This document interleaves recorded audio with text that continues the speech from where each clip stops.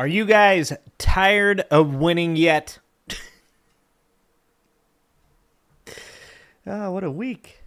It's only Wednesday. It's only Wednesday. I don't think I can't deal with all these W's. I don't have enough time to cover all the W's, to be honest with you guys. It's a good thing I have 2 shows in a row. I have a Wednesday and a Thursday show. Thank God, because I can't cover all this winning in one show. Okay?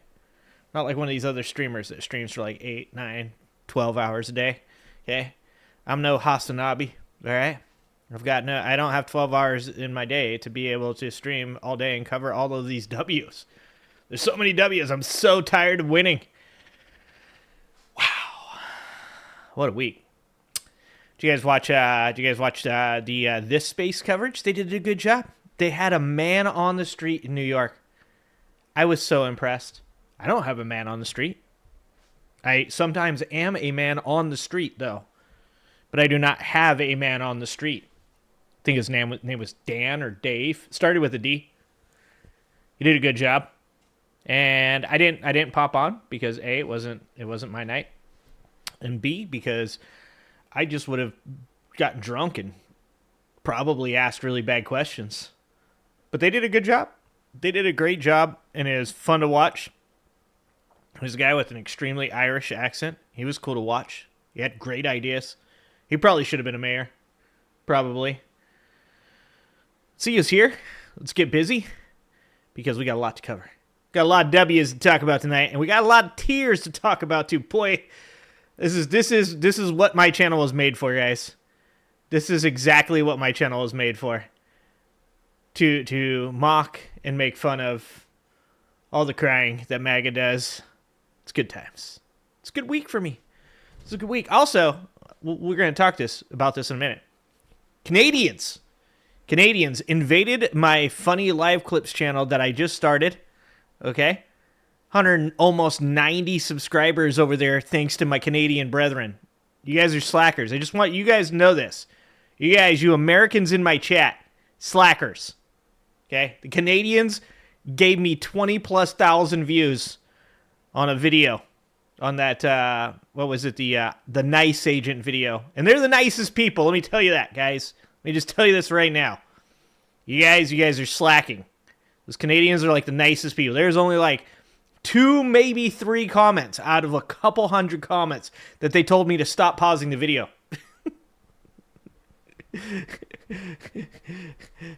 Trying to get some more Canadians up in here. Speaking of, I haven't seen Swift for a minute. Let's say hi to everybody, and then let's get going, and let's start talking about W's. Speaking of, big W for Alan. Taking 1, 2, and 4. Big wins, Alan. Big wins. Tammy, what's going on? The people, what's happening? Tia! I don't like MTG's face or voice, and I think she's full of crap, so I won't stick around, but I wanted to say hi. Okay. I told you, I'd rather have Canadians. Sorry, Tia. Sorry. Let's see.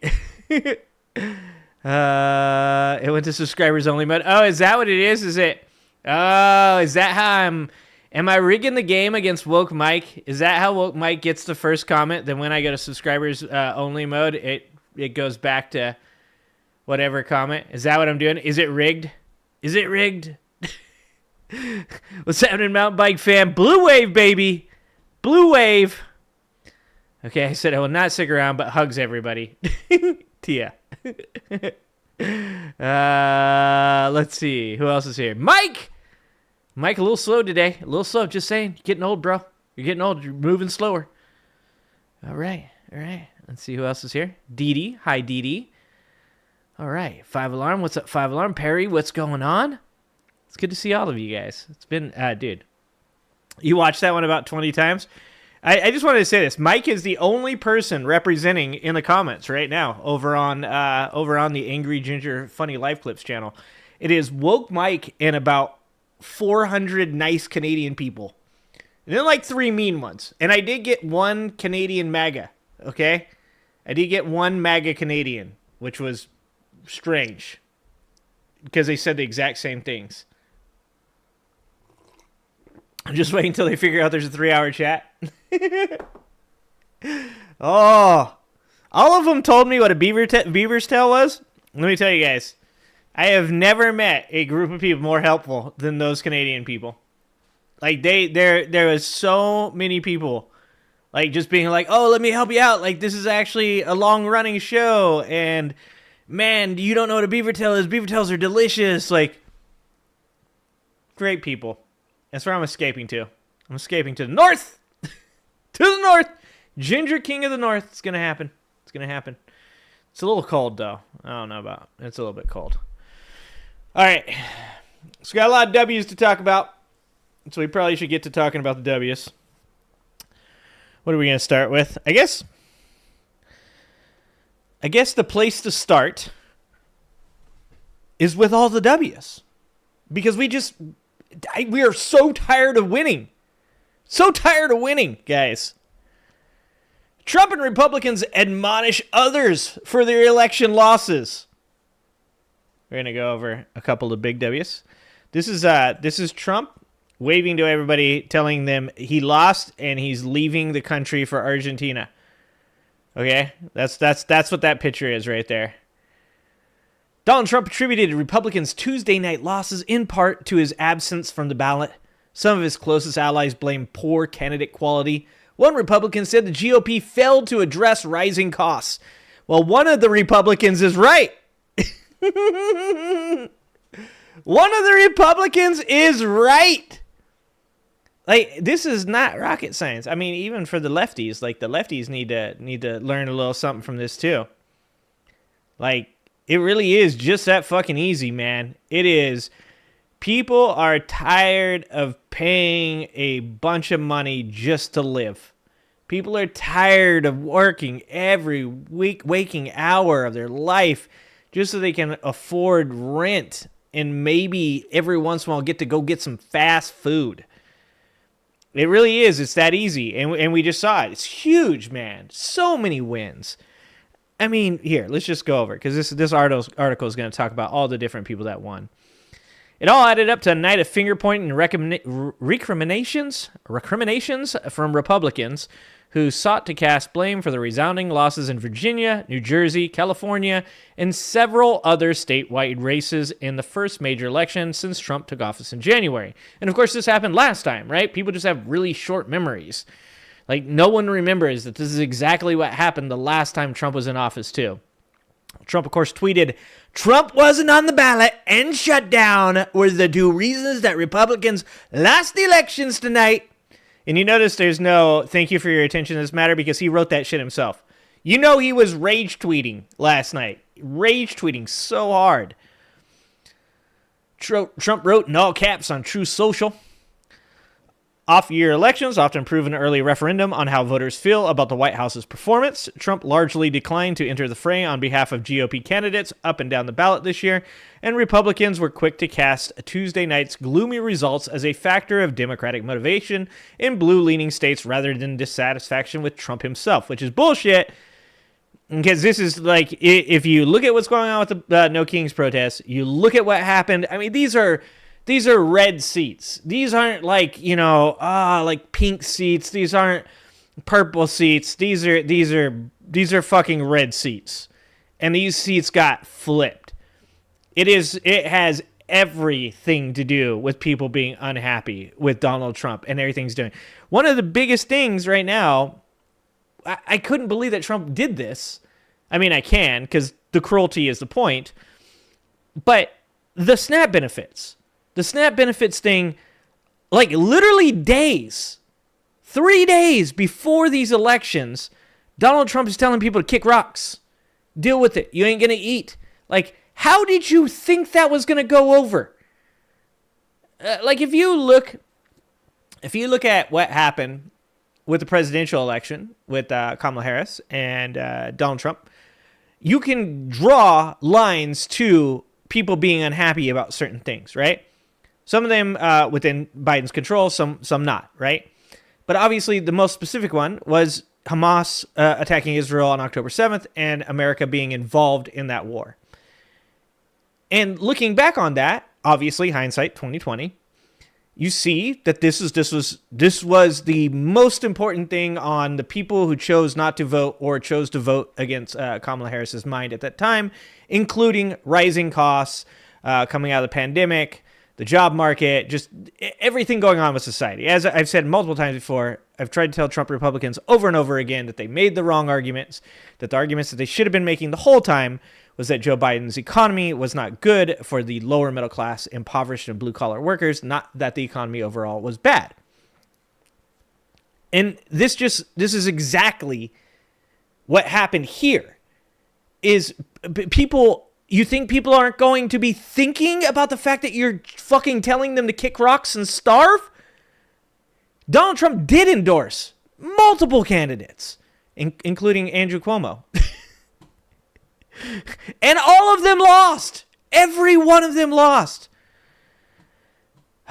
Okay, so Republicans were quick to cast Tuesday night's gloomy results as a factor of Democratic motivation in blue-leaning states rather than dissatisfaction with Trump himself, cushioning the blow of what 2025's returns might mean for next year's crucial midterm elections while acknowledging some warning signs. It's not doomsday, but not a good tea leaf. Not a great night if you're in the president's party, but it's also an off year, one White House ally said, who was granted anonymity to frankly discuss the election results. I can't talk tonight. Part of this is a struggle that has always been, how do you transfer his voters into other elections? There are people who only turn out when he's on the ballot. Now, that's true. That is true.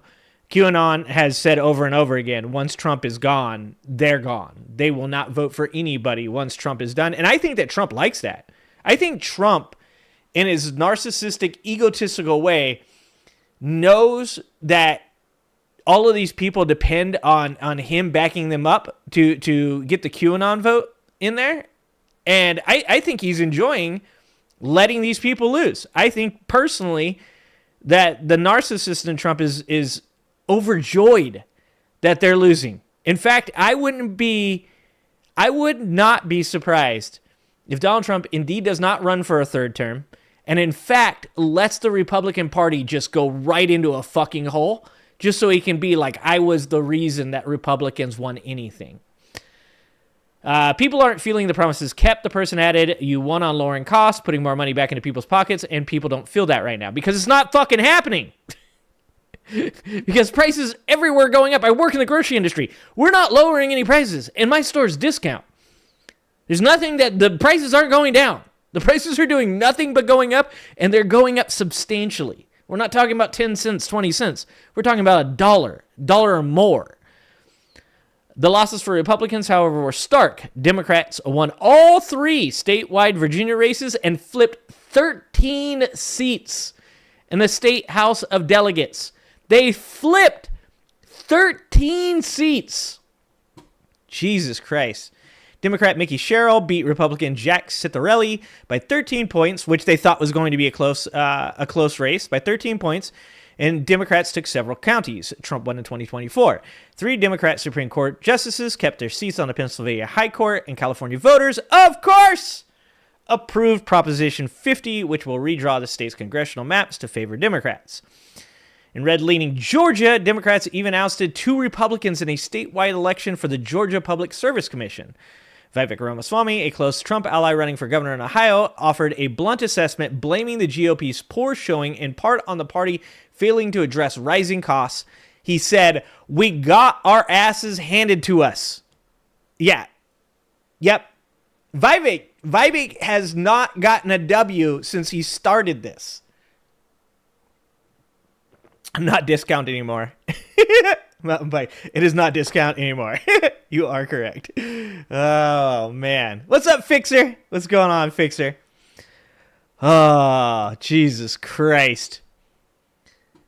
Aides close to Trump pointed the finger at winsome Earl Sears and Ciattarelli, the 2 GOP candidates who got blown out in gubernatorial races in Virginia and New Jersey that had Republicans, at least in New Jersey, feeling optimistic at the start of their campaigns. Chris LaSavita, a former Trump campaign manager and longtime Virginia campaign operatives, summed up Earl Sears' poor performance as a disaster of her own making. A bad candidate and bad campaign have consequences. The Virginia governor's race is example number 1, which I actually don't disagree with that. Winsome Sears Absolutely terrible. I mean, I thought for a long time Abigail Spanberger had that in the bag just based off of Winsome Sears. Like, she's just, first of all, you're a woman and you're black and you're the Republican Party. Like, you're not bringing the boys to the yard, okay? Those milkshakes, they don't want those milkshakes. They want vanilla. They like vanilla and they like it with balls in it, okay? That's what Republicans like. It's their shit. They like a dude. They're not gay, totally not gay, but they really, really like dudes, okay? Specifically old white dudes, not gay. Alex, I'm tired of all these fucked up last names. How am I supposed to? I can't say these people's names. Head of a Trump-aligned super PAC and a former Trump campaign and White House advisor accused Earl Sears of being no friend of President Trump while urging Republican candidates to more strongly embrace the president in order to win elections, which is just, of course, ridiculous because the dude is literally right now telling people to starve to death. I don't think that that's a good strategy, but I do think that Republicans should embrace it. Yeah, embrace that shit, dude. Go ahead and just hump that orange leg. Them fucking edema cankles. Just put your balls right on it and rub up and down for a little while and, yeah, sure, you're going to get the 23% of the Republican Party that is QAnon. Go for it.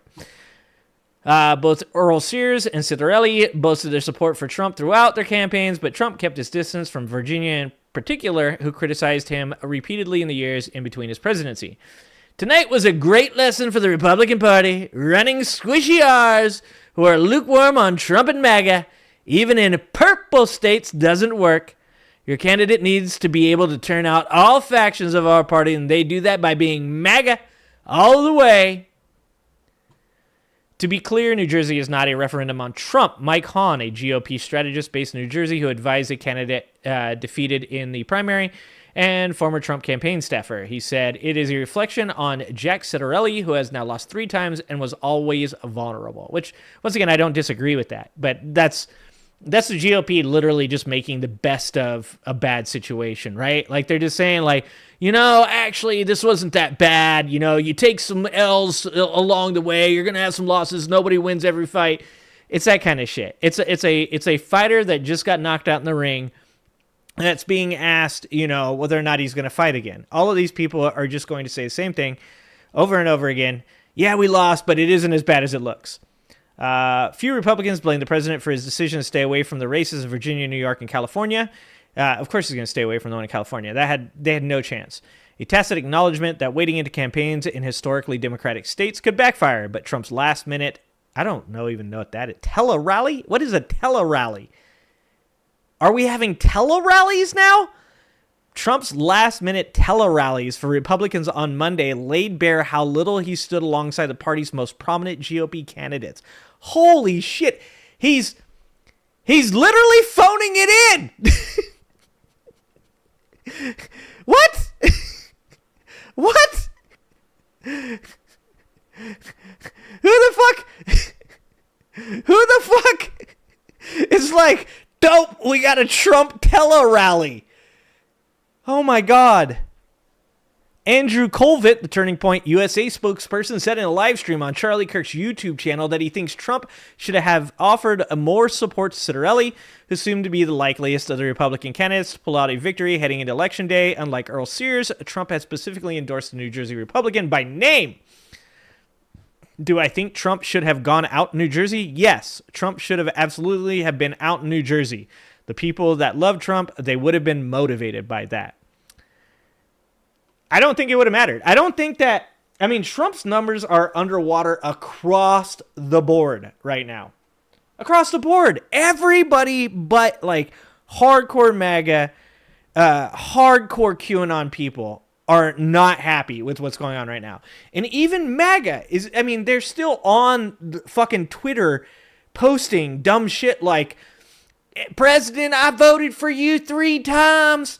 My rent is too much to pay, and the grocery prices are really bad. You said that the tariffs were going to make us rich, and also I spent all my money on Trump coin. And then I had to borrow money from my sister wife, and she gave me money. I put it in Melania coin, and now I got no money, sir. Can you see my tweet? I need your help. It's not going well. I love the poorly educated. It's not going well for anybody. No one likes Donald Trump right now. I don't think that Donald Trump going out in New Jersey was going to actually, like, positively impact anything that's happening. We are back to 2018. That is where we're at. We're 2017, 2018. This is exactly what happened the first time around, just with more Hitler, okay? It's fucking, it is deja vu. Deja vu. Oh, sorry, Stuffies. I'm sorry. Sorry. I've watched a lot of Trump, dude. I'm sorry. Sorry, Stuffies. Sometimes I start doing impersonations of other people and I start doing Trump. I also start talking with my hands. And I'm like, my employees will call me out. My employees are like, stop talking with your hands. I'm like, I can't. So sorry.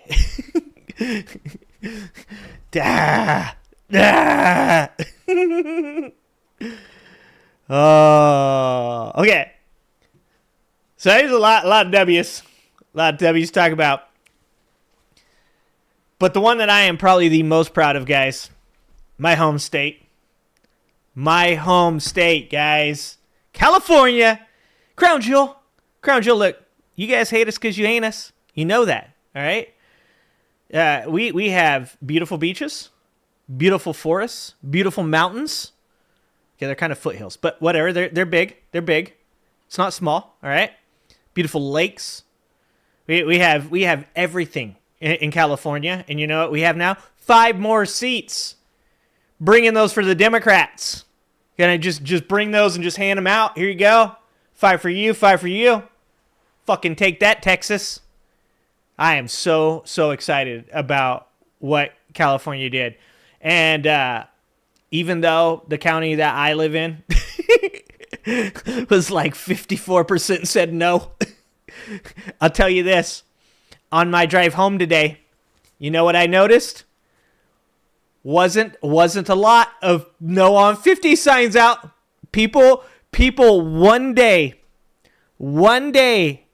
after losing, these losers went out and got their no on 50 signs and pulled them up, dude. That's how quick these guys give up. They just walked right out there and plucked those bad boys up and just threw them right in the fucking furnace. It's a beautiful thing to see. And Gavin Newsom had a pretty good little speech he gave. If you guys didn't see it, let's go ahead and take a look at it. This is Gavin. Gavin coming out of the woodworks. Trying hard, doing his thing. I did see that Gavin said, want to be president. Then he said he didn't want to be president. I don't know what's going on there. I'm still, my wife's going to kill me for this, but I'm still going for somebody else. But I mean, if Gavin wants in there, and if he's a candidate, I'm voting for Gavin. But I got a couple other people that I'm still wanting to see. I would like to see, because I think I'm afraid. I'm afraid. So I don't know. You guys tell me, Gavin or somebody else. But Gavin doing a great job, good speech, and stood up for California. I have to say this before we get in this video. When this was all announced at the beginning, I was like, Gavin Newsom's an idiot. Don't leave it up to people. Don't allow these new Trump supporting center left people, which is so fucking weird to even say, to ruin this chance to pick up 5 seats. And I remember saying this, and then somebody asking me, one of my employees I think asked me, are you sure that that's a good idea? Like, isn't it a better idea to have people vote on it in case it goes to the Supreme Court? And I was like, actually, that's probably true. You're probably right. So if this ends up being that this passes through, goes to the Supreme Court, and because of the fact that Americans or Californians voted yes on 50 and it passed by people's votes and it sticks, and these other states end up having their redistricting tossed out because they didn't vote on it through people, but just through their candidates, through their representatives, that is going to be a fucking smooth move on Gavin Newsom's part. You give credit where credit is due. Anyways, here we go. This is him. This is a nice speech he had right here. Are you originally from California? Stuffies. Nice. I would love seeing young Bernie Sanders. Country, the principles that our founding Don't worry, the mic fathers comes lived back on in a and died for. And so we're proud. We're proud here in Very California to be part of this narrative this evening. We're proud of the work that the people of the state of California did tonight to send a powerful message to an historic president. Donald Trump is an historic president. He is the most historically unpopular president in modern history. In every critical category, Donald Trump is underwater. He promised to make us healthier. He promised to make us wealthier. We're sicker and poorer. And he fundamentally understands that. Why else? Why else would he call Greg Abbott saying he's entitled to 5 seats? Why else is he trying to rig the midterm elections before one single vote is even cast? He understands his position at this moment in the United States of America. One thing he never counted on, though, was the state of California. Yep. Instead of agonizing over the state of our nation, we organized in an unprecedented way in a 90-day sprint. People from all over the United States of America contributed their voices and their support for this initiative. We stood tall and we stood firm in response to Donald Trump's recklessness. And tonight, after poking the bear, this bear roared with an unprecedented turnout in a special election with an extraordinary result. None of us, however, are naive. This is a pattern. This is a practice.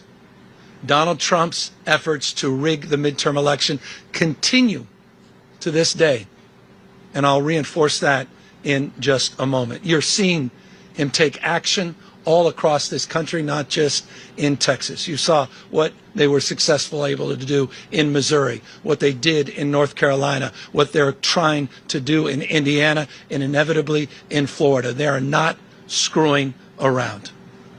In June of this year, we saw 4,000 National Guard federalized in the state of California. We saw 700 active duty Marines not sent overseas, but sent to the second largest city in the United States of America to militarize our streets. We said in June this was a preview of things to come. What more evidence do you need than what happened in Washington, D.C., what's happening up in Portland?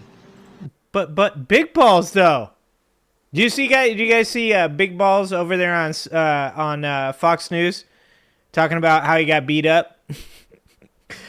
This is the dumbest timeline, dude. You got a little fucking, he looked like a 15-year-old broccoli head fucking talking to Jesse Waters about getting in a fist fight with a couple 15-year-olds, dude. What is this timeline? And I wanted to just expound a little bit on what Newsom said there. When he talked about rigging the elections, once again, we always know every accusation is a confession. It was like noon yesterday, noon on November 4th. And Donald Trump is already tweeting out that the California special election was rigged. With no numbers, zero percentage of yes, no votes, any of that stuff. He's already claiming that the elections were rigged. So were the elections in my county rigged? The one that was 54% plus for no? Was it Yuba Sutter County? I believe was like 62 or 64% no. Were those rigged? Or just the Democratic ones? And that's a rhetorical question because I know the answer to that. Yeah, it's just the Democratic. So Donald Trump, with zero information, no idea whether or not Prop 50 is going to pass or not, is already saying that those elections are rigged. And you want to know why? Because Donald Trump is going to rig any election he can get his hands on moving forward, and he's going to make sure that all eyes are on Democrats and not on him. And it would have been hilarious, to be honest with you, if that vote would have failed. But you know what? Donald Trump would have just flipped a U-turn. Donald Trump would have just flipped a U-turn and would have been like, we beat the rigging. We're too big to rig. Gavin Newsom and all of his cronies tried to rig the election, but we're too big to rig. And his supporters are so dumb. I love the poorly educated. That they would just forget that he ever said that it was rigged the other way in the first place. So I think it's like super dope that Gavin Newsom is doing what he's doing right now, and I fully support what he's doing right now. And if he runs for president and he's picked in the primary, I will vote for him. There are a couple other candidates that I think that are more in line with my ideals. But, my negative criticisms of some of the things Gavin Newsom has done haven't been balanced out, but they have definitely, he's done the work. He's trying. So, I don't know. You guys tell me. You guys tell me if you'd vote for him or if you'd vote for somebody else. I think he's doing a good job, and I think he deserves my vote if he wins the primary and becomes the candidate in 2028. Well, what else do we have here? Okay. Hi on post-election victories, Mama Brooke. Aren't we all? Welcome. Yeah, we're all enjoying these W's, Mama Brooke. We are all enjoying these ones. I had the streamer, the Surfs TV, on, and he was going to some source that had all the winners way before they were all announced. Well, yeah, but polls in California didn't close until it was 8 o'clock. Even Brian Tyler Cohen didn't call it until he was probably going to the whatever desk, something desk. I forgot what it is, but it's the same one that we were looking at during the actual presidential election. That's probably what he was doing. We can't do the purity test. Vote blue or we're through. Fucking A, mountain bike. I've never been one for purity testing in the first place. As I've told you guys many times before, there is plenty of opinions that I have that you probably will disagree with. There's probably jokes that I've made that you won't like. There's probably, things that I believe that you don't believe. And that's okay, because we all believe the same thing when it comes to fundamental values. We all know that this administration is absolute dog shit, authoritarian dictatorship. We all believe that Americans deserve single-payer universal health care. We all believe that people deserve to be treated equally regardless of sexuality, gender, race, whatever. Those are the things that matter. And everything else we can debate. We can argue with. You might even change my mind. But at the end of the day, the purity testing shit needs to go out the window. It needs to go out the window. There are lines that every person should set, boundaries that every person should set. Mine are, I don't like people that are fucking provable. Evidence exists of them being racist, garbage human beings. I don't like fucking homophobes. I mean, I might like fucking homophobes, but I don't like them. I might turn 1 or 2 gay, but but you got, it's okay to have some strong boundaries, but the purity testing shit got to go out the window. But that's like you said, vote blue. Our ass is through. There ain't nobody on the right wing right now that is looking like they're going to have some moderate points of view. I did want to take a look at a couple people. What up, Sean? I did want to take a couple peeks at a couple people. So, of course, you guys know I love myself some Kyle Kalinske. Kyle's a good kid. I call him a kid. He's probably 6 years younger than me. Probably 10. He looks like he's in his early 30s. I'm going to say he's 10 or 15 years younger than me. So practically a child. And I have loved watching Kyle get more aggressive since Trump won. He's one of the dudes that I really feel like kind of like turned it on a bit and was kind of like, you know what? I'm going to talk some shit. And Kyle's titles to his videos lately have been absolutely awesome. And this one is called I'm Crying, MAGA Copes and Sees Over Zohran's Win. Dude, Zohran Mamdani winning. I'm going to say it again, guys. Zohran can't do it by himself. We got to get some other people in office. I don't want to hear a bunch of lefties crying that Zohran couldn't get shit done if we don't get him some support. If we don't get some people in there with him. I don't want to hear that. I hope you guys saw today, Lena Khan, guys. Lena Khan is in charge of his transitioning team. And I guarantee you, the moment that he said Lena Khan's in charge of my transition, every Republican was like, I knew it! He's a transgender Muslim! I love the poorly educated. Lena Khan in the transitioning team. That's dope, dude. Lena Khan's dope. 5 women are in charge of Zohran Mamdani's transitioning team. Super duper dope. So I'm glad to see that happening. But let's watch Kyle Kalinske talk a little bit about this and Zohran's victory. So I got to show you, there was a lot of establishment coping and seething over Zohran Mamdani's victory. And even better, some establishment coping and seething. My favorite.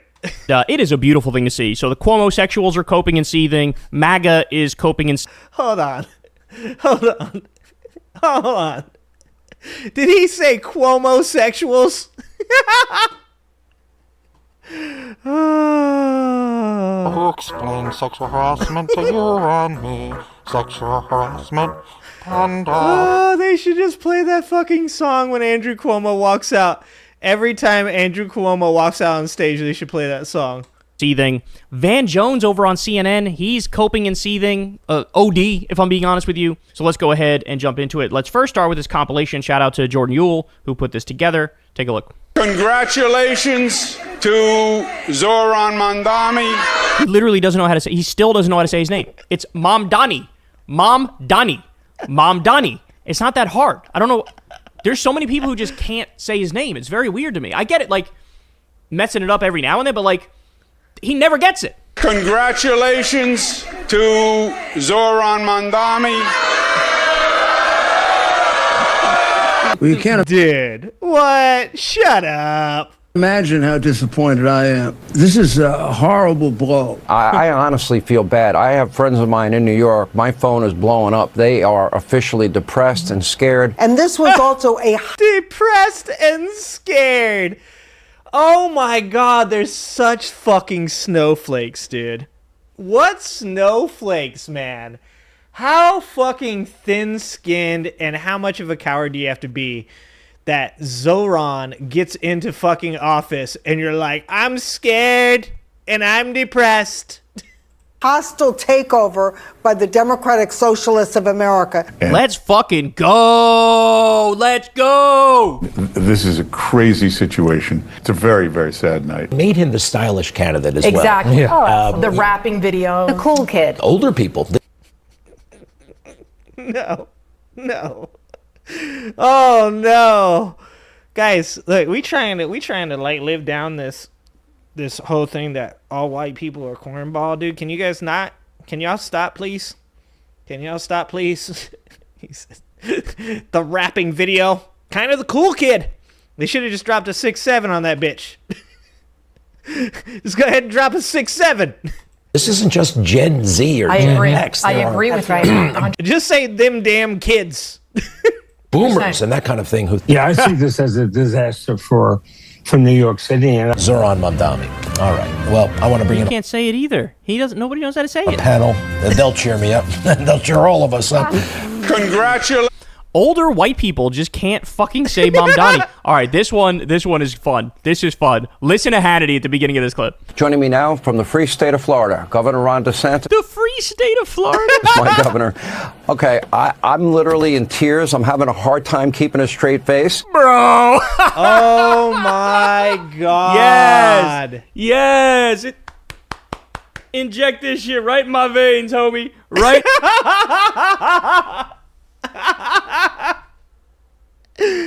Oh, I'm dying. They elected Trump to make the liberals cry, and this shit, they got him instead. Oh, my God. Oh, dude. This is amazing. All over a fucking mayor, dude. It's a mayor. I mean, it's the New York City mayor. I get that. I understand. Come on, though. Come on, you gonna cry this fucking hard over the mayor? He ain't the president, dog. Into my veins. Let's go. I love this. Only for this reason.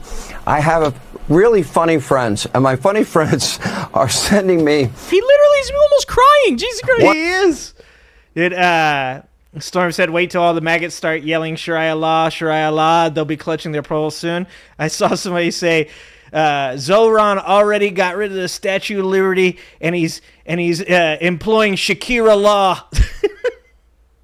I saw some dipshit on Twitter say that he knew all of his friends in the New York Police Department know that Mamdani isn't going to actually support them, so they're going to go ahead and they're going to turn in their papers, and they're all going to be leaving en masse. They're out of here. They're all gone. Like, no, they're fucking not. Shut up. You guys are such crybabies. One is a meme of the Statue of Liberty, sitting down, smoking a cigarette. F it, I'm going to move to Florida. The other one has a picture of Mamdani, and it says... Dude, what if Curtis Lewa beat Cuomo? I think he should have. This is how I feel right now, is that I feel like Curtis Lewa's racist ass should have probably actually been above Andrew Cuomo. I'm just throwing it out there. Look, Sliwa had a couple good ideas. He was like, let's put the homeless people in the abandoned buildings. I think they're already there, but pretty good. Sliwa also was like, don't go after the prostitutes, go after the Johns, go after the pimps. I was like, all right, that's not bad. I mean, you probably mostly want them to get the brown ones, but okay, you're halfway there. Realtor of the year in the state of Florida. It's cracking me up. I love that they, buy any of these fucking go. First of all of Sean Hannity's friends are worth minimum $10 million apiece. Right? Yeah, dude, minimum $10 million apiece. Like when people are like, oh, well, find out what happens when Prop 50 passes in California and all the conservatives leave. I was like, okay, I can only get so erect. I was like, right now, I have a painful boner. Are you threatening me with a good time? Oh, no. Oh, don't free up some housing. Definitely don't free up some land that I could purchase. That would be terrible. No, don't go. Probably more. I'm being very conservative with that figure. There was some fake survey that came out the other day. 1 million New Yorkers say they'll leave New York if Zohran gets elected. Bye. Don't let the fucking door hit you on the way out, bitch. The idea that's going to happen, it's not. But even if it did, there would be other entrepreneurs who come in to take their place. The funny thing is, right now, we already have an exodus from New York problem. You know who it is? Working class people who can't fucking afford to live there anymore because it's too fucking expensive.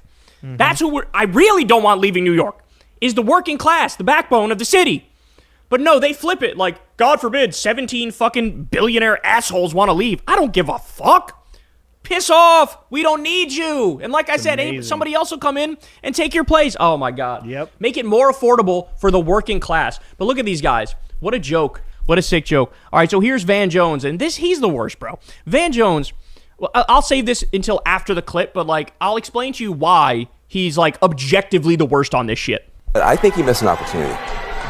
I think the Mamdani that we saw on the campaign trail, who was a lot more calm, who was a lot warmer, who was a lot more embracing, was not present in that speech. And I think that Mamdani is the one you need to hear from tonight. There are a lot of people trying to figure out, can I get on this train with him or not? Is he going to include me? Is he going to be more of a class warrior even in office? I think he missed a chance. That's what we need. We need a class war. Have you? Yeah, wait, what? What the fuck you mean? He should be a class warrior. This is why the left loses, bro. Holy shit, are you fucking dumb? God damn. Like, I hate people sometimes, man. Like, has this man not been paying attention? Is he going to be a class warrior still? Yeah, no, I don't know. Did you get the memo? Did you get the memo? That the working class has noticed that when you get in office as a Democrat, that you stop doing the things that you said you were going to do. I fucking certainly hope that he's still a class warrior when he gets in office. I was actually, for the first part of that, I was actually disagreeing with Kyle. Because I was like, you know what, actually, Zohran he needs to be himself. He needs to be a real person. He needs to stick with his roots. He needs to not do that smile every fucking time that whoever told him to do that shit's an idiot. Don't do that. Fuck that shit. Stop that. You don't need to fake smile, Zohran.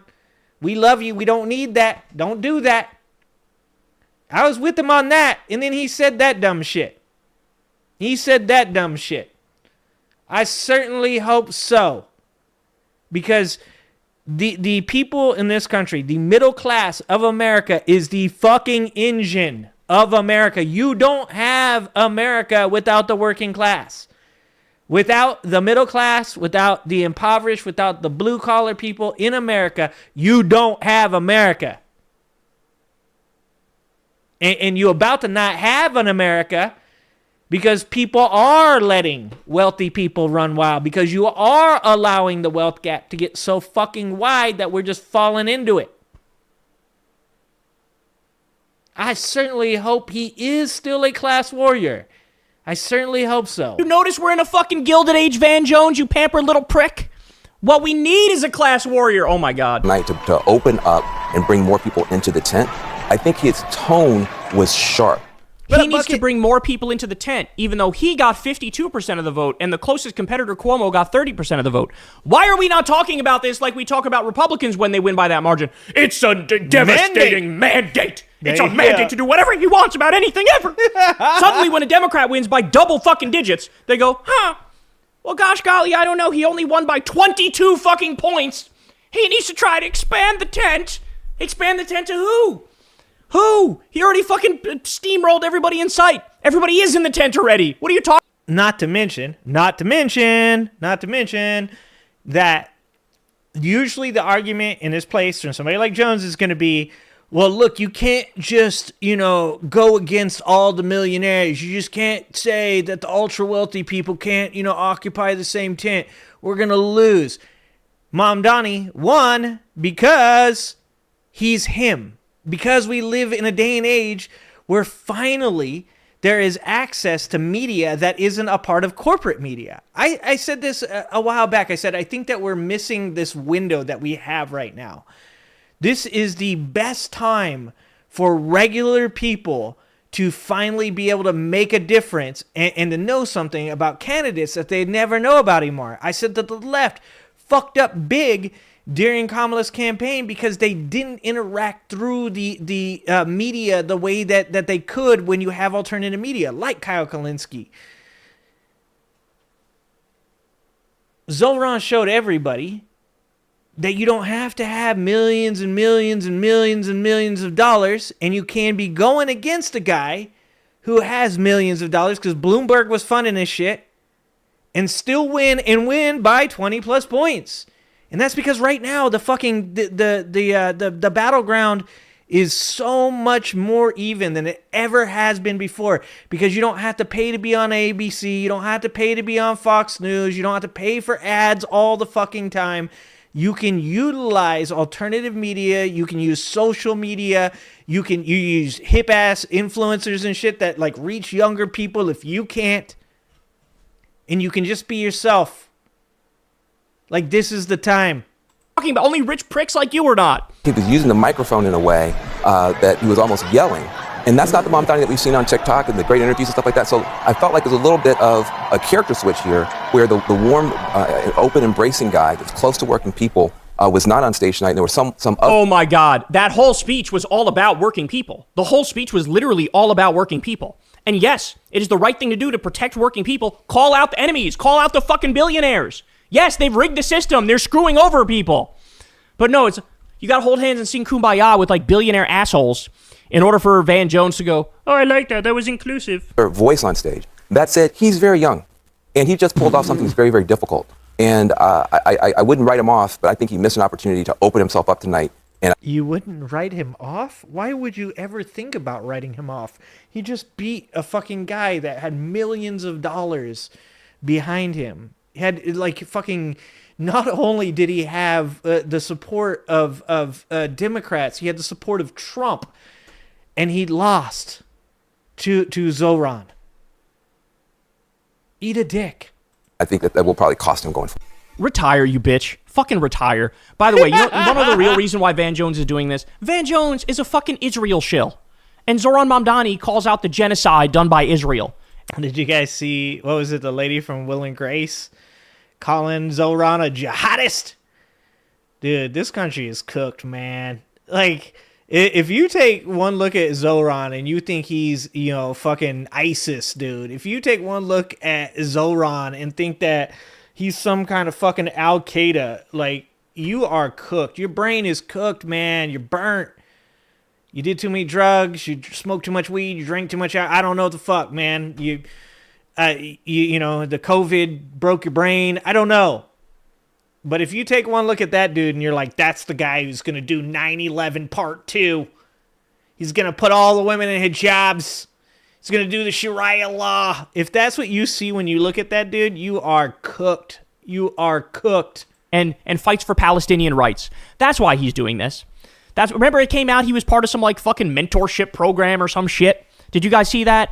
Like, Van Jones was getting paid directly by the Israel lobby, and that came out. And he just made a joke about dead Palestinian babies. A joke about dead babies in Gaza. He made it on Real Time with Bill Maher. And he's going to... We don't need your fucking analysis on what you think of Zohran's speech. He should be critiquing your dumbass. Fucking retire. Who is this for? Who is this for? Old people. Like, nobody... Who watches this fucking slop that they're feeding?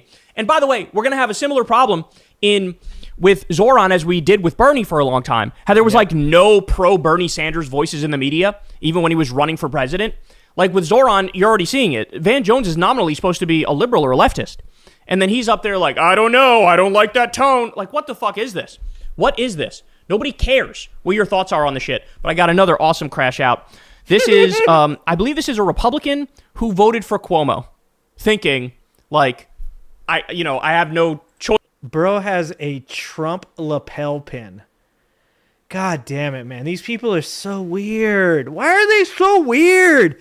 What happened to these people's brains, man? Why would you have a Trump lapel pin?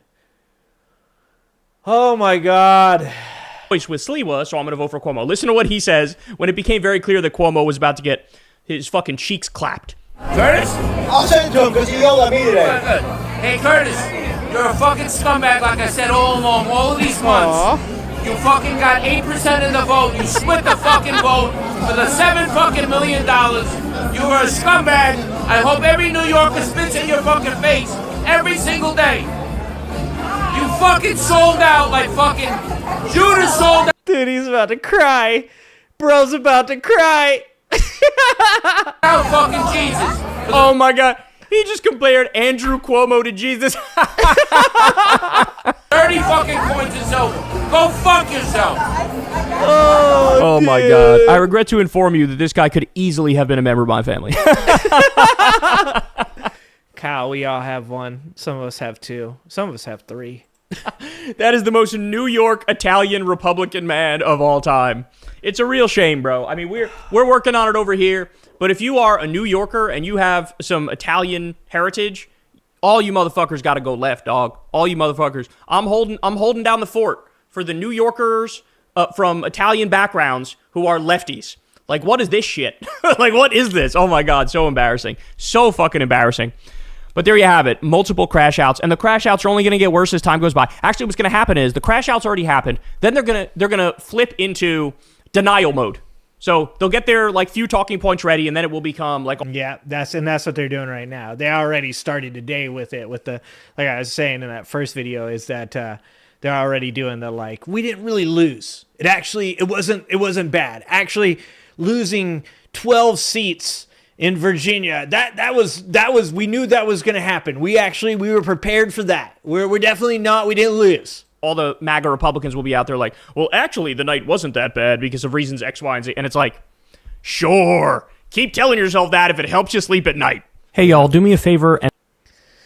That is pretty amazing. To be honest with you, like, probably the next thing that they're going to do, so they've already entered the denial stage. They've already started with, like I said, it's like an MMA fighter. When the MMA fighter gets knocked out, like, you talk to him next day or whatever, and you ask him, like, did you do anything? It's all the cope, right? It's like saying to yourself, like, no, like, I could have done better, and I know what I did wrong, and actually, I beat me, he didn't beat me, all that shit that goes on. So now I think that they're going to start moving into more of the attack mode. I think that they're going to do a lot more of this like racist bullshit, a lot of this Islamic phobia like shit. And you guys have heard me say like tons of times, like I don't judge people based off of the grouping of religion or ethnicity. I think there's assholes in every fucking ethnicity. I think there's assholes in every gender. I think there's assholes in every religion.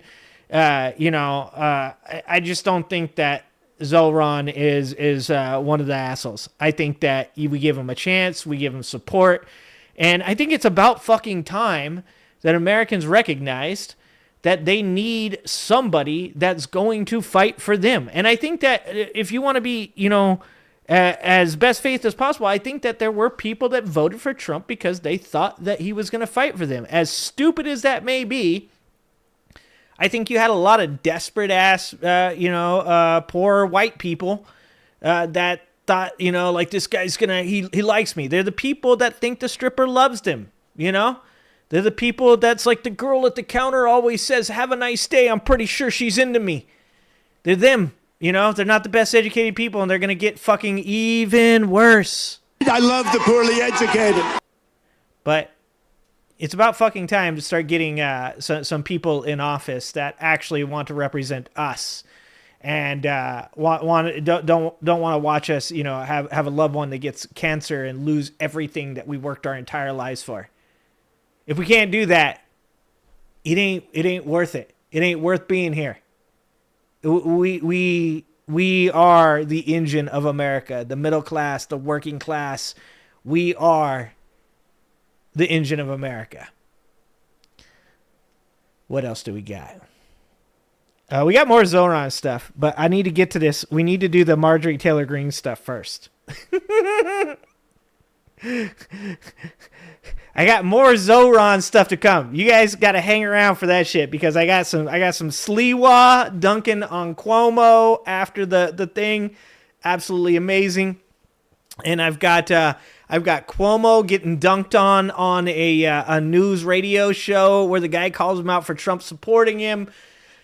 There is more to come on Zohran winning and Cuomo and Sliwa and all that shit. So there's more to come on that, including Bannon vowing to deport Zohran as well. And we might even be able to get to a Josh Johnson clip where he talks about Zohran and why he won. But first, before we get there, let's talk about Marjorie Taylor Greene, guys. Let's talk about the elephant in the room. Let's talk about Marjorie Taylor Greene. What's going on here, guys? Marge the Grifter. Marge the Grifter, exactly, Alan. What is going on All right, here, you guys tell me what you think, but I'm going to give you my synopsis, okay? This is what I believe is happening. My hypothesis, actually. My hypothesis is this. I think Donald Trump was mean to Marjorie Taylor Greene. I think Laura Loomer she took Marjorie Taylor Greene's spot in the Trump administration. And I think that hurt her feelings. And then I think she stayed like a whip dog. I think she was like, we can do this. It's fine. It's fine. It's not a big deal. I can be your side piece. That's fine. Or your side piece. Okay. And then I think what happened was I think Donald Trump stopped paying attention to her. And then I think she saw that the train had left the station and she was just left on the side of the road with her coat in her hand. And I think she's trying to abandon ship. That's just my personal opinion. You guys tell me what you guys think. But that's where I'm going with what I think is happening right now. But most importantly, guys, we have not watched an IHIP news video in so long, guys. We haven't watched IHIP, and I feel like I'm doing them a great disservice. I just saw John Leguizamo the other day say that IHIP is his favorite podcast. It is so cool to have seen these ladies blow up from when we were watching them. I mean, they were big then, 700,000 subs or something like that. But to see how popular they are now, and you guys know how much I love these ladies. Their voice is just like, this is what it should be. This is what I got into this for. This is why I said, I was like, I'm going to hang out on the left with all these people with empathy, with good fundamental values. But you guys are so nice. You guys are so nice. You're too nice. And then I was like, these two ladies right here, this is what the left needs to be like. So we're going to watch these two ladies talk about Marjorie Taylor Greene going unhinged on MAGA and calling out Mike Johnson. And then after that, guys, we're going to get into watching AOC tell us what she thinks is going on with Marjorie Taylor Greene. All right, you guys, I have been beating the drum about this for about 3 or 4 months now. Marjorie Taylor Greene is somebody who is rebranding herself, and she is seeking a higher office. She barely mentions kinks, and she is using the economic She barely mentions kinks. populist message that Democrats should be beating nonstop. And the problem with Marjorie Taylor Greene, you guys, is she is a grifter. Like, her motivations for this. Yeah, okay, you guys tell me, am I wrong about this? Didn't Marjorie Taylor Greene claim that Sandy Hook was a false flag event? Didn't Marjorie Taylor Greene say that David Hogg, the kid that was that's the big Democrat guy now that was in the Parkland shooting, didn't she say that he was a crisis actor? Am I misremembering that? Are to seek power, so don't fall for it. She was on The View yesterday, and she's outflanking some Democrats and calling out Moses Mike Grinder Johnson. Play the clip. Moses Mike Grinder Johnson. Mike Grinder Johnson! What is it? It's the enemy of my enemy is my friend. Like, we ain't friends, but I'll let you just go off. Go off, queen. I have no problem pointing fingers at everyone. And the worst thing that like, doesn't she seem like not genuine? Am I the only person that feels that when I'm watching her? Look, she got the cross out. She's doing her best Carolyn Levitt right there. She got her KKK Carolyn edition cross on right now. But she does not come across even as like even a little bit genuine. Democrats and calling out Moses Mike Grinder Johnson. Play the clip. I have no problem pointing fingers at everyone. And the worst thing that I just can't get over is we're not working right now. And I put that criticism directly on the Speaker of the House. And we should be at work. All the people sitting in this audience, they go to work every day. People at home watching this show, they go to work every day. Ladies, you go to work every day. The people on your set, and it is an embarrassment to me that we're not in session. I'm going to be honest, that's probably working with the Republicans, though. That's probably more genuine than any Republican has been for like the past like 10 years. Since Trump got in office and they all figured out that they just put their clown shoes on and their red nose and their fucking face paint and they can just act like fucking goofballs and call people names. Like, Republicans might actually be like, man, she spoke with her heart. I mean, I just think that this is something that the Democrats need to start taking seriously. They did not take Donald Trump seriously, and everybody assumed that nobody would vote for him. And he president twice, and now we know we're all witnessing the abuse on a daily basis of his dementia and narcissism. And this is just not really being addressed. And I don't know what her end motivation is, but she's a lot more politically savvy than I realized. Didn't she say today she wants to run for president? Guys, I mean, damn, here's a hot take for you. Which one, guys? If you have to vote, gun to your head, you have to vote Trump or Marjorie Taylor Greene.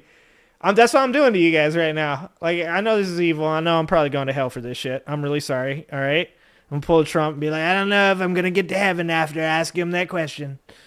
I feel bad, but not that bad. What do you guys think, Marjorie Taylor Greene or Trump? I'm voting MTG, bro. Dog the Bounty Hunter. I'm going with that over Trump every day. Every day. I completely agree. I thought she was just a crank, total nut that went straight for Donald Trump, but she's played the tape through. And what I find, like, why is it easy for her to now go after Mike Johnson? But you hear very little from the from the Democrats. You know, we did hear from Hakeem very recently about Hakeem told Lawler to shut his mouth. That was pretty cool. I'm not a Hakeem Jeffries fan, and I've told you guys this before. He ain't hard. He ain't hard. But he did do one thing. He did one thing, guys. the pedophile protection program. You know, I can name that one time I can name it. Mm-hmm. Why are they not pounding the drum every day? Because I'm with you. If you're just passing through your living room and the view's on, Marjorie Taylor Greene doesn't sound like a nut. She doesn't sound as crazy as we know she is. Actually, solid point. Holy shit, that's a solid point. And exactly what she just said, that they didn't take Trump seriously, and now they're not taking her seriously. Jesus Christ, that is so true. Because for all the people that were like, I don't know if I should vote for Trump. I don't know enough about Trump. I don't know. And then he goes on Joe Rogan's show, and he talks about the Lincoln bedroom. I don't know. Have you ever seen the Lincoln bedroom? I'd never seen it before. I walked in, I was like, wow. Such a big bedroom. It's got a great bed. I tell you this now. It's a little bit old. You know, it's an old bed, but I'm going to remove it, put some gold on it. And people see that shit, and they tune in for like 30 seconds, 2 minutes, and they're like, I don't know why everybody freaks out about this guy. He's not that bad. He's just some old fucking white dude. How many old white dudes have gone through the office already? Just another old white dude. Like, that is actually spot on, because we all watch this shit all the time. We see Marjorie Taylor Greene being crazy. We know about the Jewish space lasers. We know about the time that she was full on QAnon, when she talked about Ruth Bader Ginsburg maybe being a clone, when she said that the Sandy Hook shit was a false flag. We all remember that shit. But you guys don't forget, there's a lot of people out there that don't know all this stuff about Marjorie Taylor Greene. Well, and this is JF. Yeah, they brought her on The View. And she have clearly had some sort of falling out. I mean, I just don't think there's any question about that. And of course, it will always end up trickling out. I think that she might be mad because she wanted to run for Senate. Yeah, that's right. And he probably torpedoed that. And so now she's like, okay, then I'm going to go for higher office. And the daylight that she is creating between herself and MAGA is a very smart play for any MAGA politician right now. Because Kanks is underwater, Kanks is wildly unpopular, Kanks has dementia, Kanks is tearing down the White House. Dude, this is our president. Oh my God. And the rest of the world is just laughing at us, dude. The rest of the world is they're just watching this shit show. They're like, that's the man who called our country a shithole, and look at what he's doing. Look at him just over there. His dementia ass wandered off like a broken fucking Roomba in Japan. You see that Japanese lady? That Japanese lady ain't nothing to fuck with, okay? Her and the Wu-Tang Clan, all right? That lady probably, I bet you she stole his watch. No offense to the Japanese lady, because I don't want her coming looking for me either. I heard she's a hell of a drummer. But that lady definitely walked fucking Donald Trump around like she was going to steal his money at the end of this. That we are so cooked. You know, I mean, you're talking abysmal approval rating. The only people that like him are the people that she was formerly in QAnon chat rooms with. That's his support. That's what we're down to. Moving along, Marjorie Taylor Greene says there is no Republican health care plan, which we've all known forever. But here she is on mainstream television saying this. Play the clip. I yelled at Mike Johnson last week on our GOP conference call. By the way, I'm missing the call today. It's going on right now. And I hope that Mike Johnson is finally giving a single health care policy because the country deserves it and it shouldn't be a secret. And I shouldn't have to go into a skiff to go find our Republican health insurance plan. Maybe there is no plan. You know what? You want to know something? That, I believe, is the truth. There's a lot of ideas, there's a lot of bills, but there's no consensus. And I think that's a failure. I do. Oh my God. The audience on The View is fucking clapping for Marjorie Taylor Greene. Oh my God, guys. It might be time to move to Albania. You guys, I'm just going to say this right now. She's good at that. She is. I mean, she looked at her and she said, you know what? And this is sometimes the problem with Democrats. They get on these media, new media or mainstream media.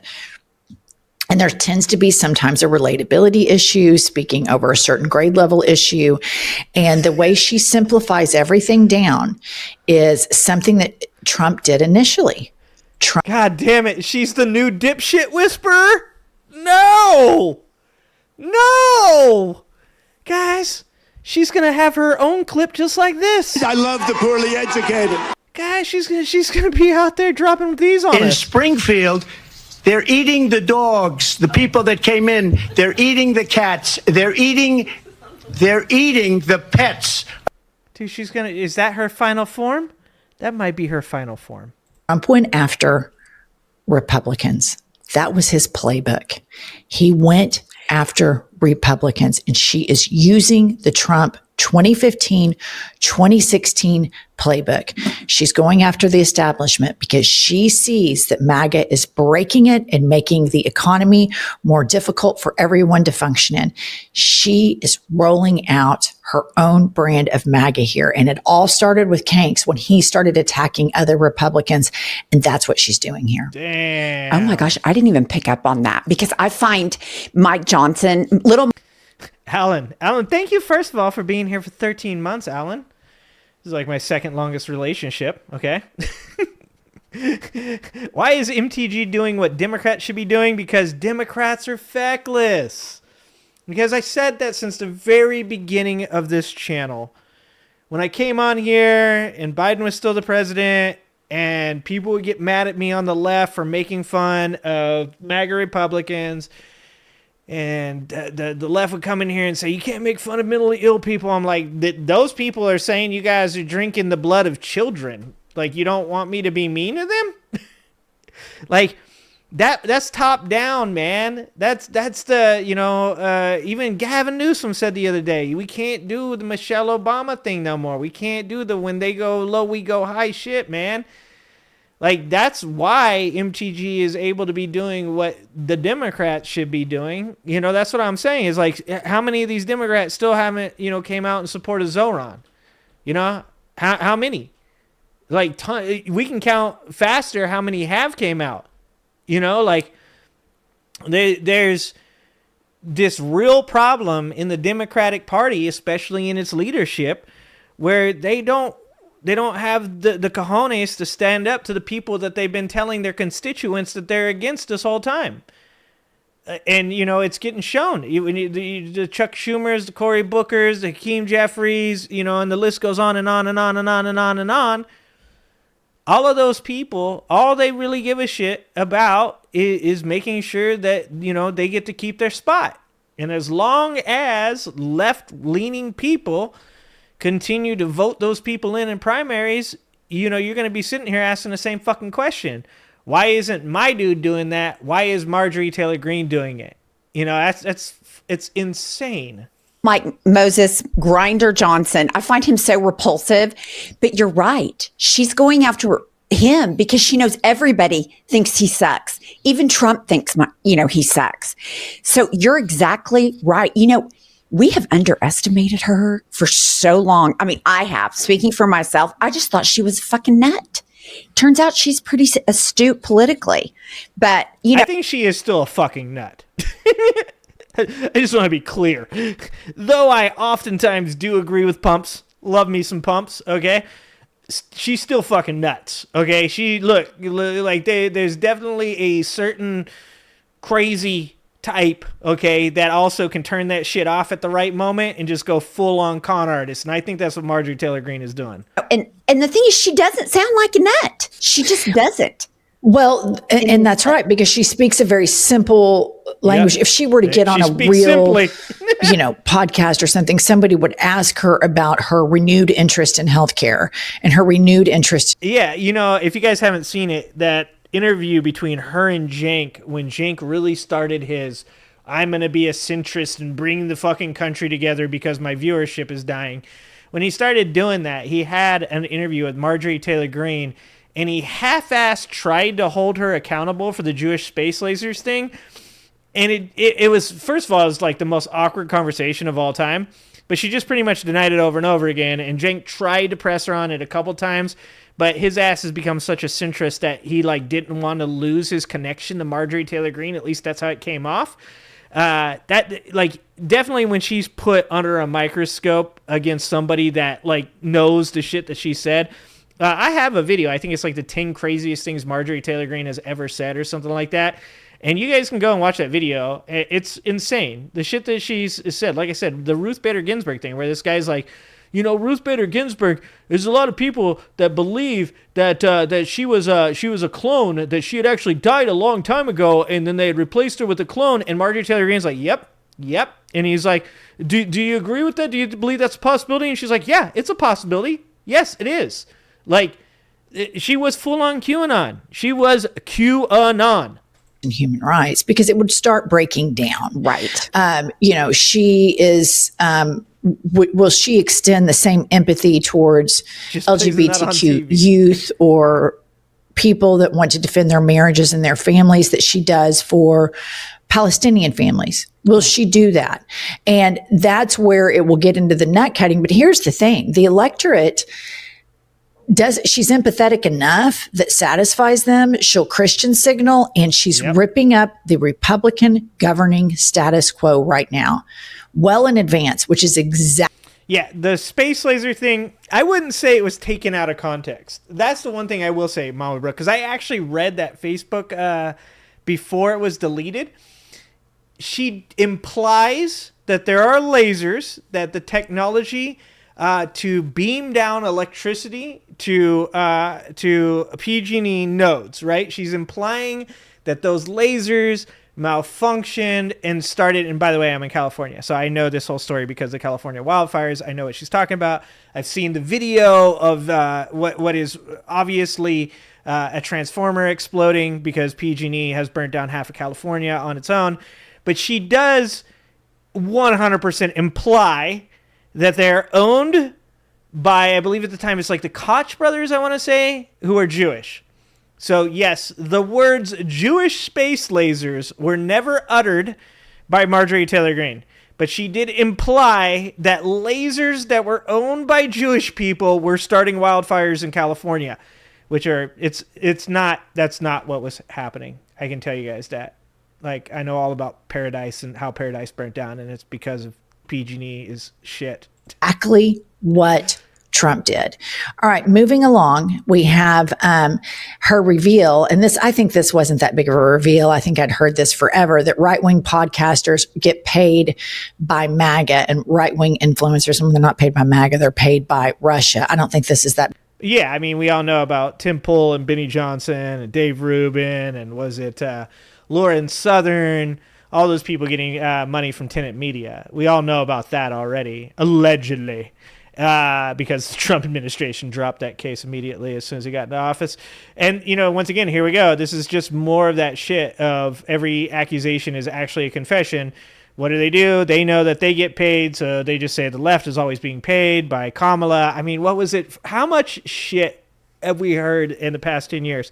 Kamala paying Oprah, paying fucking Beyonce, you know, like all of that stuff is they're just accusing the other side of doing it because they're doing it. Not to even say that the other side isn't doing it. I'm just saying that they're doing it as well. Big of a bombshell, but play the clip. You know, I think there's a lot of paid social media influencers. And I found it very interesting that they were the MAGA accounts, but they're all paid. And they all attacked me when I announced I was coming to join you ladies on The View. And I think that's very weak and pathetic. But when I talk about weak Republican men, I'm pretty much talking oftentimes about the leadership in the House and the Senate. And they're not getting our agenda done. She's going after, this is the Donald Trump playbook. She is going after establishment, status quo Republicans, which are now MAGA. The Republican Conservative Party doesn't exist anymore. It's these MAGA men. And she's going after the fact that she's planting the seeds that they didn't stand up to him, that they did everything he wanted them to do. And basically she's calling them all pussies. Well, which they are pussies, but it's just, I can't even tell you the aha moment I'm having now. Manny, we did it, Manny. What up, Manny? Manny, dude, we did it, Manny.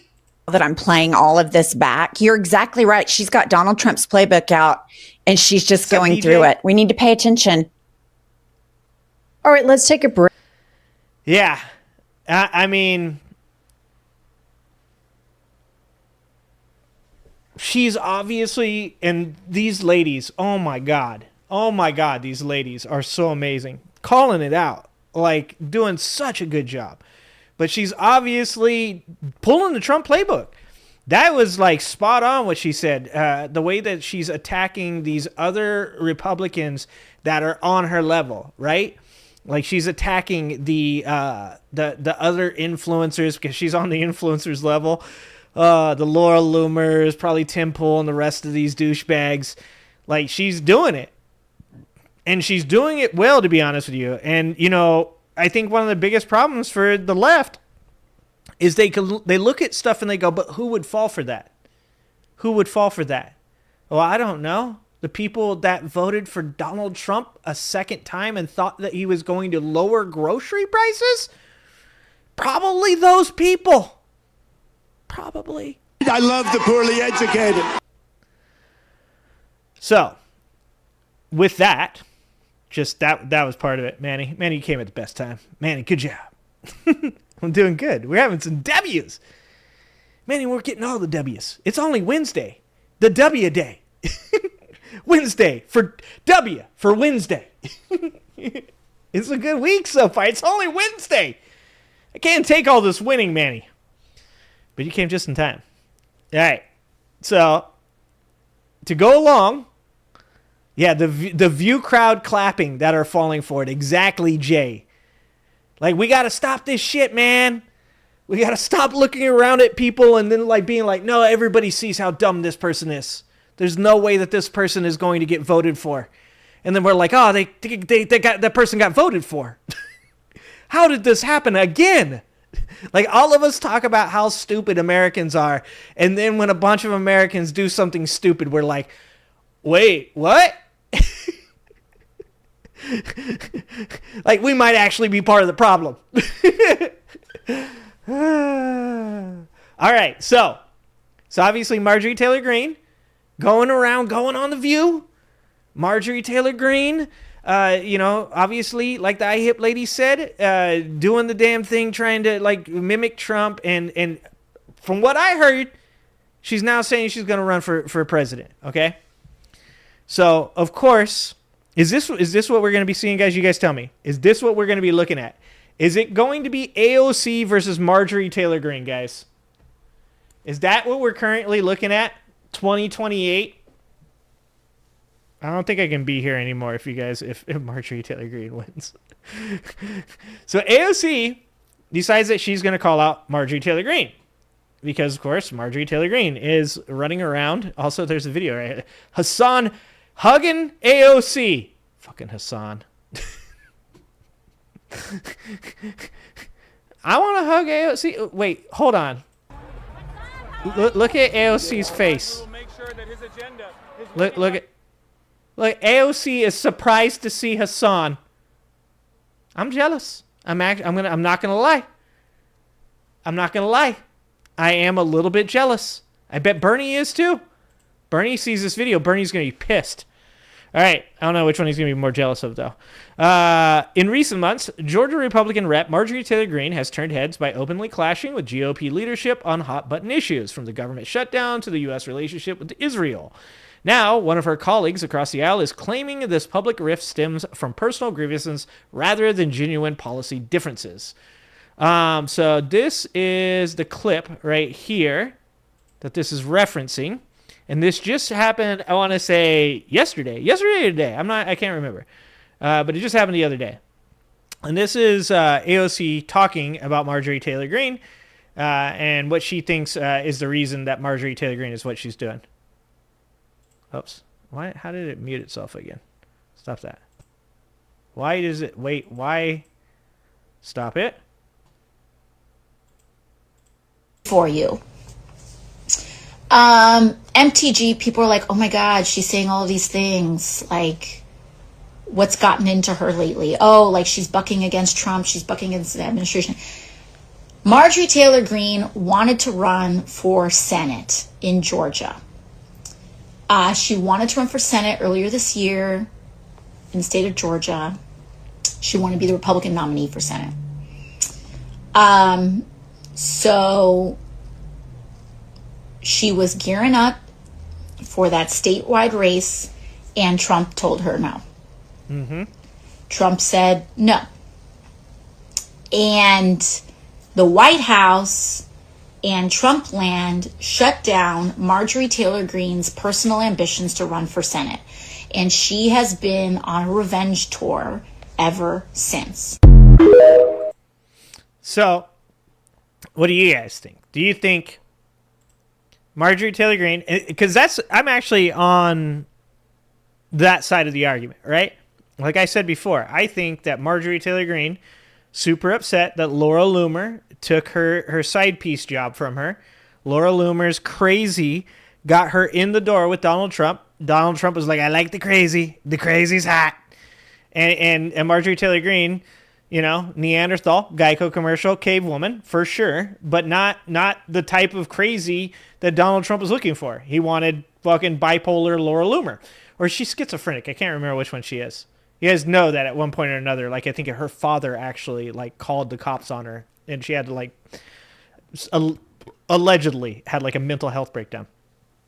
But she took Laura Loomer took Marjorie Taylor Greene's job. Obviously, Marjorie Taylor Greene was having her Batman and Robin moment with Lauren Boebert last year with the Biden administration. There's no more of that. There's just no place for Marjorie Taylor Greene in the Republican Party. And she's like, it turns out they don't like women over here. That's crazy. Even white women? You know, like, she is very surprised by that. Lil Mike Johnson, probably not interested in women, so she's got no in there, okay? I think that Marjorie Taylor Greene wanted to run for Senate, just like AOC said.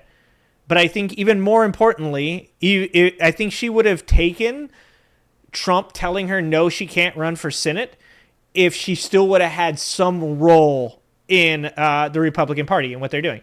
But she doesn't have a place in the Republican Party. So I think what AOC is saying there is really close to the truth. But I also think that what the IHIP ladies had said about her having, you know, a chance to break away from the MAGA party and be able to use Trumpian tactics to attack others in her party to separate herself and say, like, hey, you guys don't like the Jews, right? You don't like the Jews?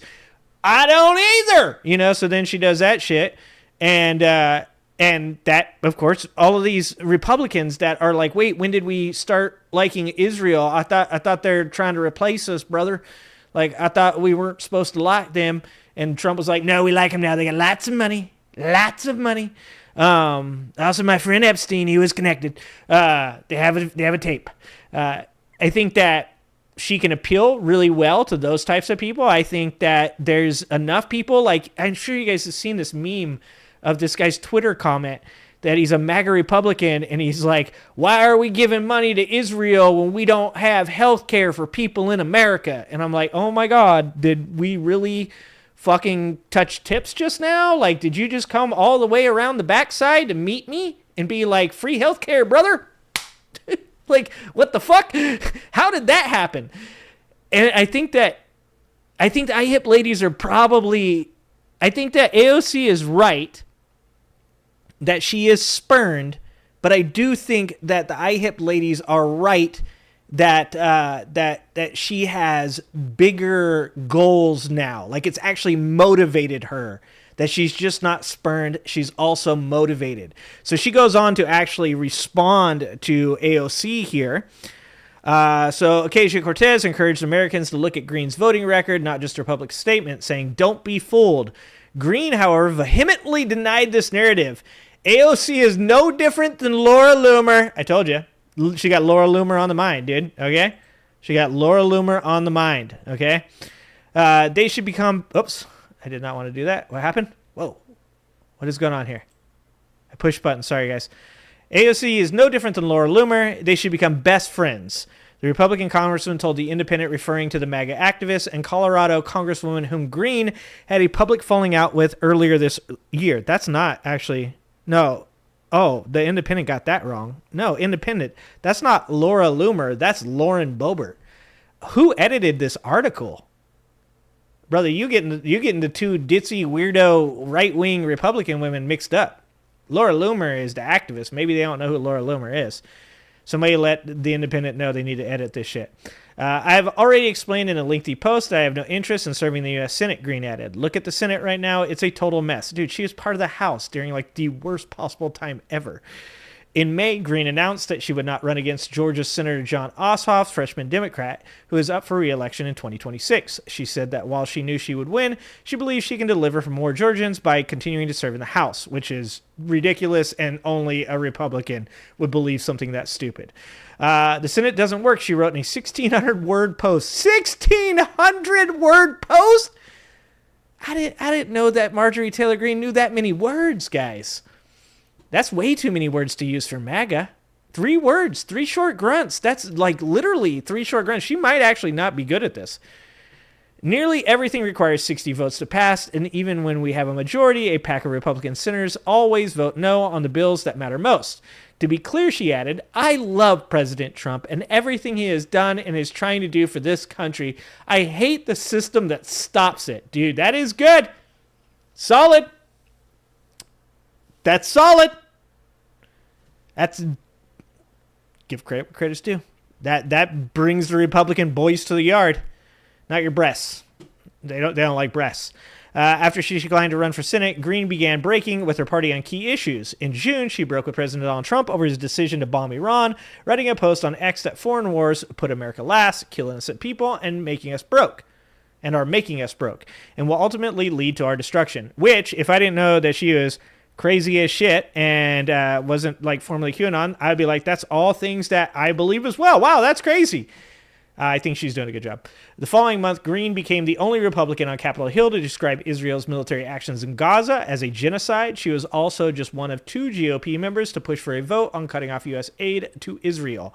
But most recently, the Georgia Congresswoman has found herself at odds with fellow Republicans over the government shutdown, which is now the longest in U.S. history. She has expressed discontent with how GOP leaders have handled the lapse in funding and has pushed to extend Obamacare subsidies, which has proved to be a sticking point for Democrats.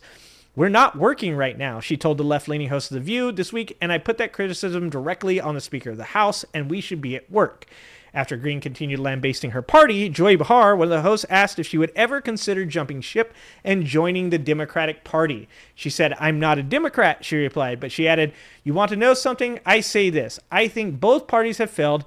both parties have failed. I'm carving my own lane. Bro, she just appealed to the both parties are bad people. Jesus Christ, I thought this shit could not get dumber. Is it about to get worse? Because you guys know that there are a ton of people out there that are both parties are bad people. And I'm a no parties are good person. There's a difference, okay? Just so you guys know there is a difference. I'm a person that believes that political parties shouldn't exist. I think that every leader, every potential congressman, senator, president, whatever, should just have to run on policies alone, should not be allowed to hide behind the blanket of a Republican or Democrat agenda, right? I think every single person that wants to run for office should have to, in some way, state their policy positions without being able to just say, I'm a Republican or I'm a Democrat, so vote for me. She's a everybody's corrupt person. She's a both parties are bad. She is two wings, one bird, right? That's literally a lot of people that went to MAGA. Like, MAGA took all the left-wing people that were anti-vax, that were pro-smaller government, people that were like crunchy granola mama hippies that got pissed off about the whole COVID thing. And all of those people were all parties are bad. That's actually, oh God, I am so scared. Oh, Jesus Christ. Do we have any more? Was there more? I got to see if there is more Marjorie Taylor Greene. I don't think there was. Oh, well, let's just watch this, actually. How much time do we got? We got an hour and a half? Yeah, we got time. Oh, we got time. Oh, we got plenty of time. Okay. So we'll get to more of the Zohran stuff in a minute. Let's watch this to make sure we get this one in here, because I haven't seen any, I haven't watched any Humanist Report stuff in a while. At least with Boebert, she'll reach across the aisle. Good job, Mitchell. What's happening, Kat? How's it going? Oh, man. Good week, guys. It's been a good week. How about a video of her doing pull-ups? There does exist some videos of her doing pull-ups. Doing those damn CrossFit pull-ups, too. Back in my day, CrossFit pull-ups weren't considered real pull-ups, okay? If you guys are CrossFit people, I'm sorry. But where I come from, those aren't real pull-ups. You're not allowed to kip. You're not allowed to kip! Okay. So we haven't watched any Humanist Report in a little bit. I missed Mike, okay? I missed Mike. So kind of going along with the theme of everything going on with Marjorie Taylor Greene. Marjorie Taylor Greene going against all the people in her party. There's a lot more that's going on right now. Here's the real question, guys. Let me ask you this question. Is it going to be Marjorie Taylor Greene versus Nick Fuentes in the primaries? Is Nick Fuentes a legal citizen of the United States of America? I don't know that. Can Marjorie Taylor Greene potentially get him deported? Because though he is a white supremacist, he claims he's at least 25% Hispanic, and his last name is Fuentes. It's a solid question. What do you guys think? The primary, guy, Jesus Christ. Republican primary in 2028 could be DeSantis versus J.D. Vance versus Marjorie Taylor Greene versus Nick Fuentes. And crazy enough, I think that Nick Fuentes might win. If we have a Groyper government, oh my God. Like, I mean, we already have a Groyper government. What am I talking about? We already have fucking trolling memes, some legit white supremacy. We actually, no, God damn it. What is going on here? Anyways, this is a video about how all these people have started attacking each other. Ben Shapiro, Nick Fuentes, all these guys are fighting to determine whether or not they're going to stay Yahtzee or not, you know? It's a real question. They've grown to that point as a party where they're like, should we stay Yahtzee or do we convert into something worse? Is there something worse? I shouldn't ask that question. Anyways, here's the video. But I just want to make it really clear I'm in the Hitler sucks wing of the Republican Party.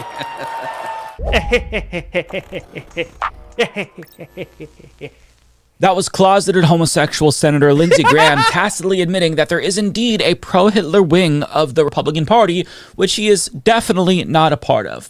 Now, he said that to differentiate himself from the members of his party who oppose the modern-day equivalent of Hitler, who's currently carrying out a genocide in Palestine. Dude. Oh, I don't know if you guys saw that clip of Theo Von. Sorry, Mike. Hold on. Hold on, Mike. Sorry. Oh, that's better. Sorry, Mike. There's this clip of Theo Von talking to Santino on the Theo Von show. And Santino says, you know, maybe you saw that clip of Marin making fun of you in his special, saying that you would interview Hitler. And Theo goes, yeah, that's just wild because, you know, I already did. And Santino kind of misses that. But it's because I think he talked to Netanyahu. I was like, damn, that was undercover actually a pretty solid burn by Theo Von. Modern-day equivalent said that to differentiate himself from the members of his party who oppose the modern-day equivalent of Hitler. Wait, Mama Brooke, isn't Lindsay always drunk? I thought he is. He seems like he's always drunk. Who's currently carrying out a genocide in Palestine. That's the wing that he's part of. But to be clear, the prominent conservatives opposed to Israel's genocide. Oh, that's probably not the worst thing that Nick Fuentes has ever said, DJ. That seems pretty like kind of tamed down for Nick Fuentes' crazy ass. They're not taking this position for altruistic reasons. Rather, they're trying to hijack the Palestinian human rights movement to foment hatred against Jewish people. And I'm talking about the actual anti-Semites like Nick Fuentes, who's being mainstreamed right now, while pro-Palestinian protesters who actually do care about human rights are being deported or Dude, the right has to be so confused right now. They have to be having an identity crisis right now, right? Like they're like, wait a minute, we don't like Jews. No, we like Israel now. Okay, so like we don't like the brown people. I do get that. Okay, so wait, all right, so that makes sense. Wait, but why do we like Jewish people? I thought they were replacing us. Like I get that. Wait, now I kind of feel like I should actually support the Muslims because they don't like the Jews. Oh, shit. Like, it's got to be pretty tough to be on the right now. Like, when you're that anti-Semitic and racist and you're just like, I don't know fucking which side am I supposed to be on? Platformed. So in essence, the ongoing civil war within the Republican Party comes down to which Hitler you support. Old Hitler or new Hitler? Decisions. Because, I mean, make no mistake about it. They're all fascists at the end of the day who've already sworn fealty to at least one fascist demagogue in addition to Donald Trump. So this is really a debate about who gets an invite to their white Christian nationalist ethno-state. So in today's video, we're going to talk about the conservative leaders trying to rein in their party's explicit racism and anti-Semitism and why resistance is... Mama Brooke, we might be able to make that happen if you have a camera. Because I think I'm getting my restream thing to a point where I can bring people on because I think I'm going to host Devil's Advocate Alex on November 21st. I want to say that like the week before Thanksgiving. I think I'm going to have Alex come on the show. And if that works out and it's not horrifically hard for me to do, we could do that, Mama Brooke. Remind me, 10 minutes, MAGA True Social Report. We're going to make that happen. Is completely futile at this point. But the latest round of infighting kicked into overdrive after Tucker Carlson caved to pressure from his extremist audience and platformed Hitler-loving, Holocaust-denying white nationalist Nick Fuentes for an embarrassing softball interview, which led to backlash from some fellow conservatives like Ben Shapiro, who said this. That fragmentation is being caused purposefully by a splinter faction of people led by a young man named Nick Fuentes. They call... Guys, don't forget, lions not scavengers, okay? Even though lions are scavengers. Wow. call themselves the Groypers. They are white supremacists. They hate women, Jews, Hindus, many types of Christians, brown people of a wide variety of backgrounds. blacks, America's foreign policy, and America's Constitution. They admire Hitler and Stalin. And that splinter faction is now being facilitated and normalized within the mainstream Republican Party. The main agent in that normalization is Tucker Carlson, who is an intellectual coward, a dishonest interlocutor, and a terrible friend. Oh, dude, that was hard. Dude, that was actually, you guys don't know, that's tough talk. That is pretty tough talk from Ben Shapiro. Shabibo just dropped you're an intellectual coward and not a good friend. Like, in Ben Shabibo's world, that's pretty hard diss, right? Let's get that one more time. That's tough talk from Shabibo. Mainstream Republican Party. The main agent in that normalization is Tucker Carlson, who is an intellectual coward, a dishonest interlocutor, and a terrible friend. If Republicans... Damn. P-word is female genitalia. Damn. Decide to cower before the likes of neo-Nazis and their propagandizers, they deserve to lose. And they will lose. Neo-Nazis and their propagandizers are not Republicans. They are not America First. They are not MAGA. They sure as hell aren't conservative. These people aren't to my right. They are not attached in any way to the fundamental principles of conservatism. And these people have already declared themselves to be my enemies. I'd be a fool not to take them seriously. If they get their way, they will hollow out the Republican Party, lead it to elect. You don't fucking say. God damn. Look, I've tried forever to be like Ben Shapiro is fucking insufferable, okay? Ben Shapiro is annoying, irritating. He's fucking, 40-year-old virgin. But I've always said, I'm like, the dude's smart. He's just a fucking shithead. And he's one of these people that, believes himself so much higher than anybody else. Super condescending, right? How the fuck did you not... No, he saw this. No, I'm not gonna go there. No, he saw this coming. He is a victim of his own hubris. He's a victim of his own greed. He thought that he could hang out with the anti-Semites, the white supremacists, and just like the gay dude that joins up with MAGA and goes, no, they're cool with me. They don't like those gays, but they like me. That's what Ben Shabibo thought. It is so funny to watch this dude try to sit here and act like I had no idea any of this was happening. You knew the whole time that these people were anti-Semitic. You knew the whole time that these people would put you in a fucking shower off a train if they had the chance. And you found common cause on hating minorities and people that have less of a platform, and you thought that this leopard was never going to turn around and eat your face. Jesus Christ. Total catastrophe and empty it and the country of any semblance of decency in the process. My answer is no. No to the Groypers. No to their publicists like Tucker Carlson. No to those who champion them. No to demoralization. No to bigotry and anti-meritocratic horse shit. No to anti-Americanism. No. This is our country. This is our party. And dude. Ben Shabibo's getting he's getting the tough talk on. Like, you think right now, you think that WAP is happening? You think this is happening? yeah, you effin' with some wet-ass P-word. Bring a bucket and a mop for this wet-ass P-word. Give me everything you got for this wet-ass P-word. Do you think that the ladies, guys? Do you guys think the lady, like the wife sitting at home going, oh, you fucking with this wet-ass P-word? P-word. P-word is female genitalia. Oh, Ben is going to get dominated when he gets home talking like this. This is our conservative... She's like, you're a lion. You're not a scavenger. movement. And I will not stand by while it is handed over to those who betray the most fundamental principles I have spent my entire life defending and advocating. That is a path to defeat and a path to moral oblivion. Listen, I loathe Ben Shapiro, but credit where it's due. I think it's important that he says things like this right now.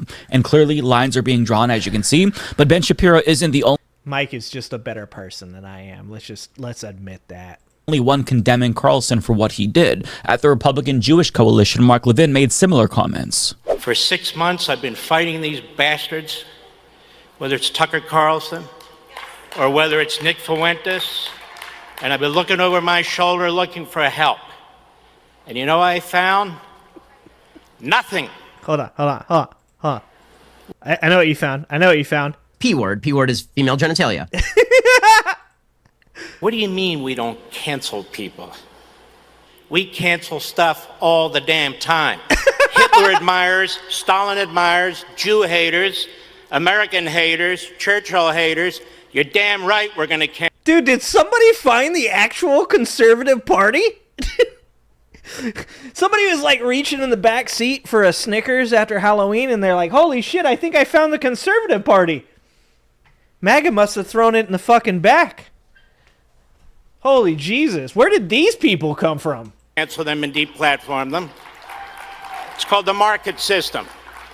No Hitler admirer, Holocaust denier, platformer should be anybody's friend, as a matter of fact. So there's that. Also, other establishment Republicans like Ted Cruz made similar comments, although not everyone was in lockstep here, because Kevin Roberts, president of the Heritage Foundation, the group responsible for Project 2025, actually issued a statement vociferously defending Tucker Carlson. The venomous coalition attacking him are sowing division. Wait, this guy, who could be my cousin, this guy's defending. Look, guys, I know. All right, I know how racist I look. Okay, there's no reason to point that out. Jesus, guys, look, I say it all the time. Like, people logging on my channel and they're like, "Holy shit, what is this MAGA guy talking about?" No, give me a moment. Jesus, guys, all right. Like, I know how racist I look. I'm just saying, that guy right there defending an anti-Semite, I could have called it, okay? Their attempt to cancel him will fail. Most importantly, the American people expect us to be focusing on our political adversaries on the left, not attacking our friends on the right. Bro, what are you talking about? Literally, they're attacking the Jewish people on the right, too. Oh, he's like, look, I know they're talking shit to you, but don't talk shit back to them. We need them. Oh, my God. This is great. I disagree with, and even abhor, things that Nick Fuentes says. But canceling him is not the answer either. So he's like, don't tell him to stop talking. We need him. Oh, my God. The right is so fucking deplorable. Oh, Hillary was right, dude. Holy shit, they are so deplorable. He came out swinging, which amplified divisions on the right after the editorial board of the Wall Street Journal penned a scathing op-ed lambasting right-wingers like Tucker Carlson and Kevin Roberts for normalizing neo-Nazis like Nick Fuentes. It also led to an internal shakeup within the Heritage Foundation, as The Hill reports. But I mean, we're only talking about one dimension of the ongoing civil war within the Republican Party, because other establishment Republicans have been trying to fight the rise of anti-Indian racism within the party, which is a problem, seeing as how there are a lot of prominent Indian Americans who are part of the MAGA movement, but even though they're conservative, it hasn't stopped them from being spared from the base's racism, and it's only gotten worse since last year's H-1B visa debate. For example, FBI Director Kash Patel was bombarded with hatred from Trump supporters after he tweeted about Diwali with... Bro thought he was going to get to fucking celebrate his fucking religion in MAGA. Oh my God, dude. I love the poorly educated. How did you think that was going to go over? I get it. I was going to say I don't get it, but I do get it. Like, it's like the grift is so fucking easy on the right that you just throw out like all of your pride. Like, you're just like, whether you're fucking Caitlyn Jenner or Kash Patel or Vivek, like fucking Ben Shapiro. It's like, yeah, all these people hate me. Yeah, they'd fucking genocide me and everybody that I love. But you know what? Like, it's easy money, dog. Like, what made him think that he was going to be able to say Happy Diwali to fucking MAGA supporters, bro? What? Joe Webon's the one who fucking responded? Go back home and worship your sand demons. Get out of my country. Holy shit. Joel Webon himself. You know how fucking insane this is? Yeah, you guys know. Well, that's rhetorical. Like, these people literally could have just been good human beings. They could have been like, yo, like, let's have empathy and help people get healthcare and maybe like UBI for people that lose their jobs to AI. They could have been like, let's make sure that like people get their SNAP benefits. Let's make sure that like little kids ain't getting, shot in a school. They could have just went that route, and like the left would have been like, fuck yeah, brother, come on in here. We love brown people. What's up, my dude? You fucking diversity out the wazoo.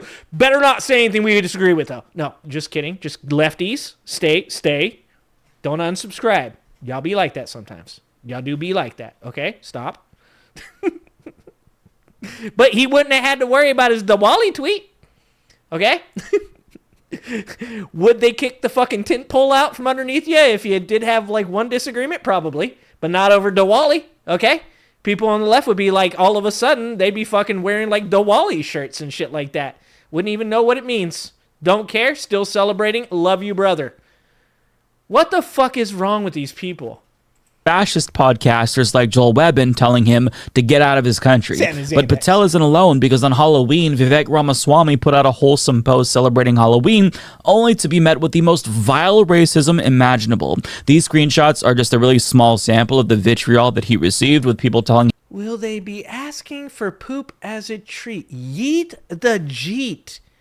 Ho. Look, I grew up with skinheads, guys. I don't even think the skinheads were this racist. Him in a variety of ways to basically get the fuck out of the country and take his kids with him. And the hate was so extreme that fellow Republican Dinesh D'Souza, who's also Indian American, came to his defense, writing on Twitter, look at the abuse Vivek is getting for posting an innocuous photo with his boys. This is the shit show that Heritage and Tucker have brought upon us. If this continues, I would not be surprised to see mass desertions of blacks, Latinos, and other minorities from the GOP. Unreal. Dude. I said that they're melting down. This shit is a fucking bonfire. This is wildfire spreading through the forest at a rapid pace. Now, expectedly, that led to him facing backlash, with commenters telling him he's brown, therefore his opinion is discarded. I bet that person voted for Donald Trump, who Dinesh supports. But even though Dinesh is trying to blame this on Tucker Carlson and Nick Fuentes... Guys, they're not racist. Okay, guys, you guys gotta stop. Stop calling them Yahtzees, guys. They're totally not racist.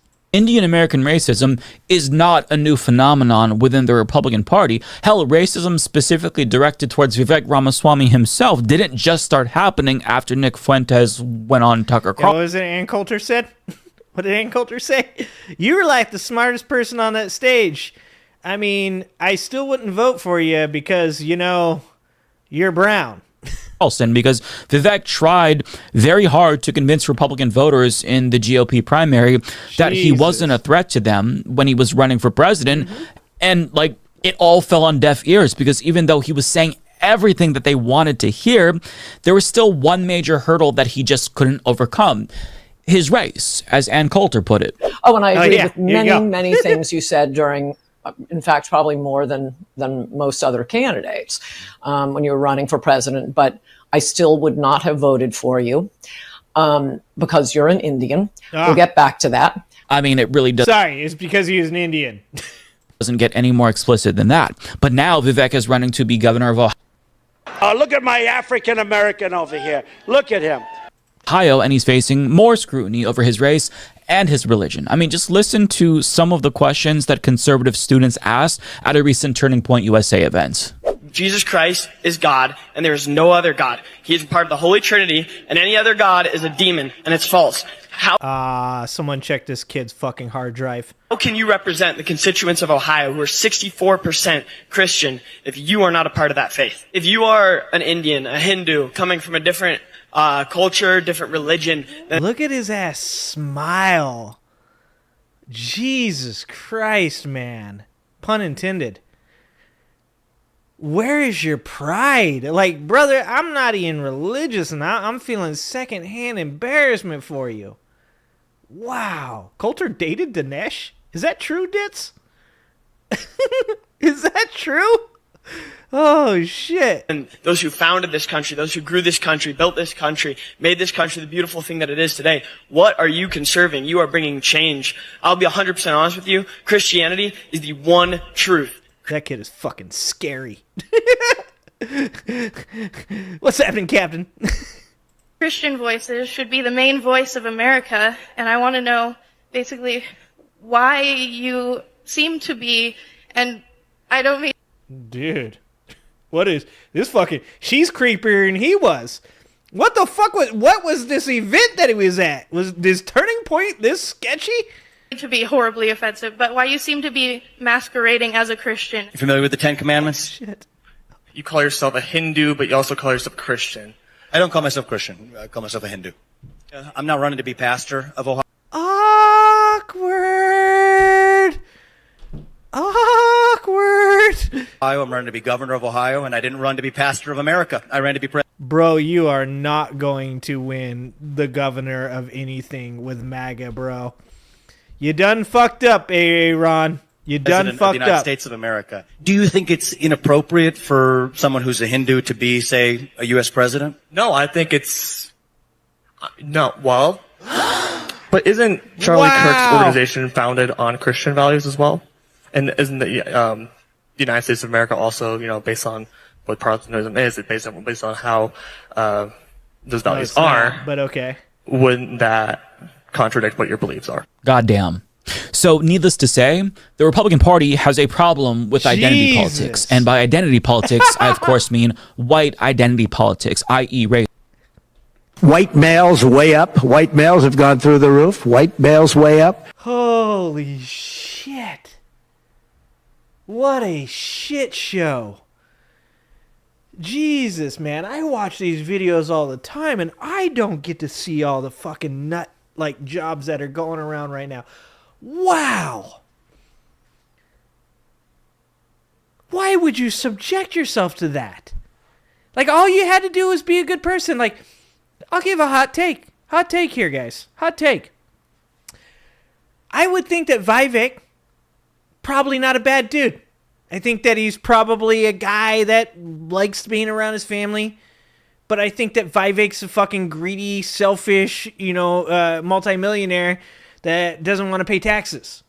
And I think that that's like his one thing is like, don't want to pay tax. I don't think the government I should be the government. So I'm going to join these fucking people and I'm going to grift off these morons because it's so easy for Trump to do it. I should be able to do it.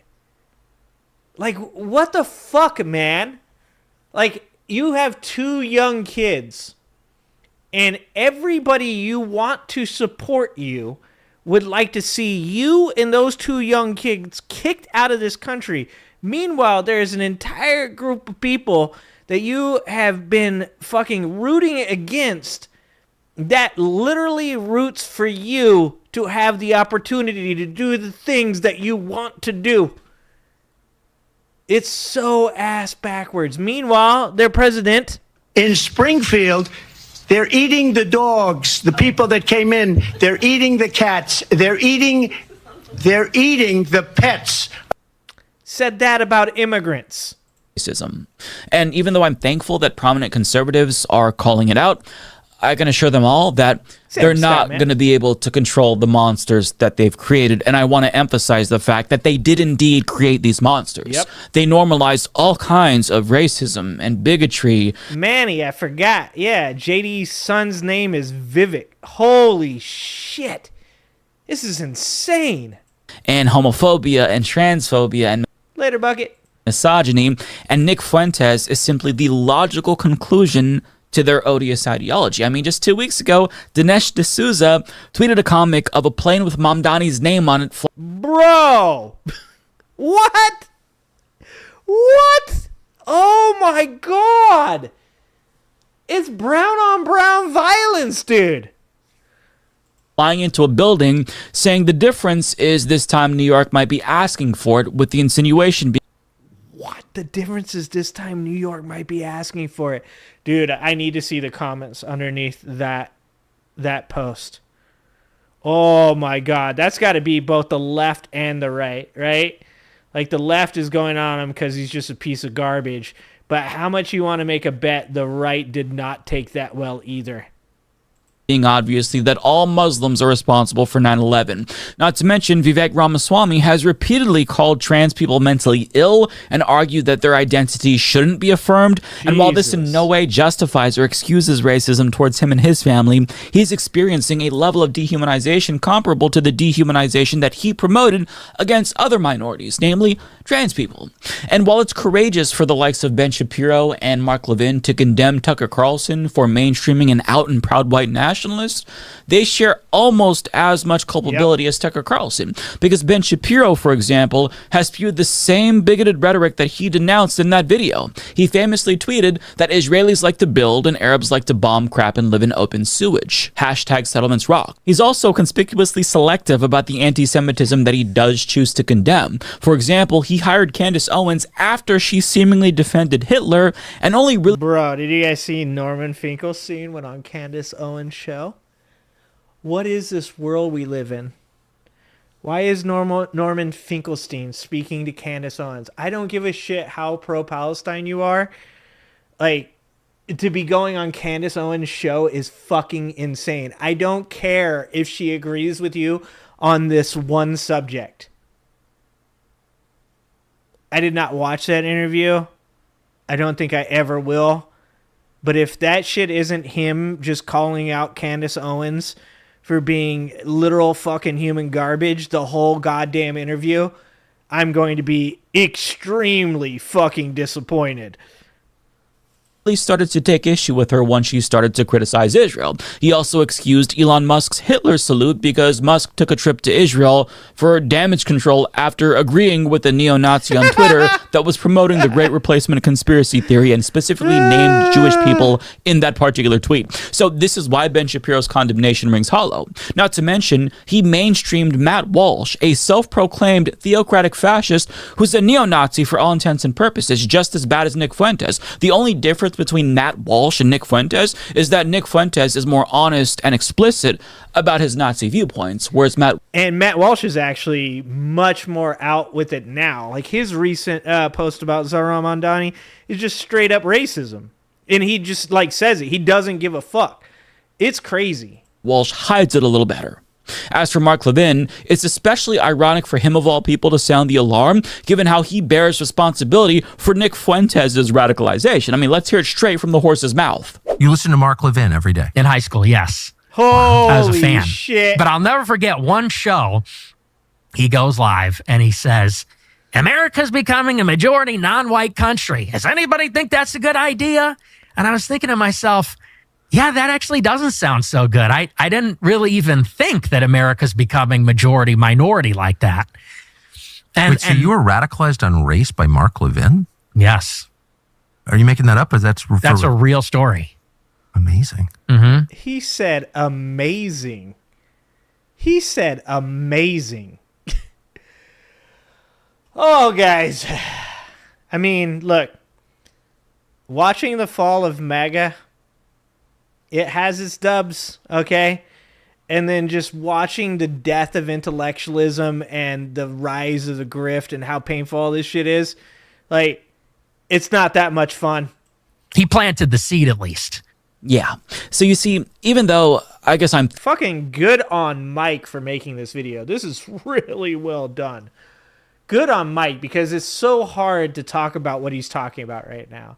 To both call out the fact that these people are speaking on something, but at the same time are also the most hypocritical of hypocrites. Like, this is a very, very, very, very good video.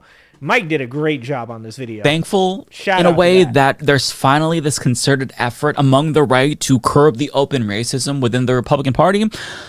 I mean, I just can't help but feel like it's too late. Too little, too late.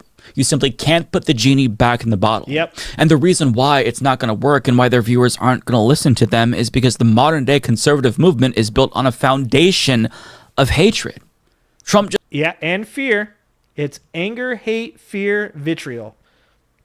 And you can't put that genie back in the bottle. Just won the last election by fomenting hatred against immigrants. He ran on mass deportation, literally. And now he's doing that.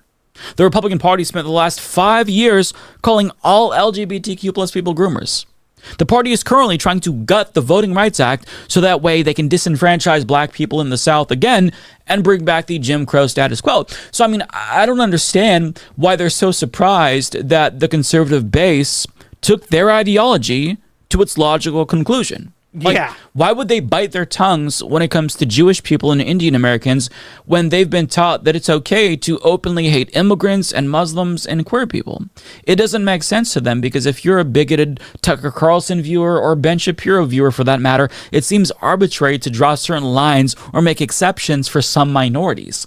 If you give them explicit permission to hate some minorities, they're going to view that as a green light that they can hate all minorities because... Yeah, because I was going to say is that not like wanting them to accept one or two is like telling them that you're lying to them. So like you can't say you can hate all these people, just don't hate this one. It's like if you're at the party and you're the black dude and they start saying the N-word, you're expected to just shut up and sit down and just allow them to say that, because if you speak up and you say, well, like, you know, like my kids aren't N-words, they're going to be like, no, yours are too.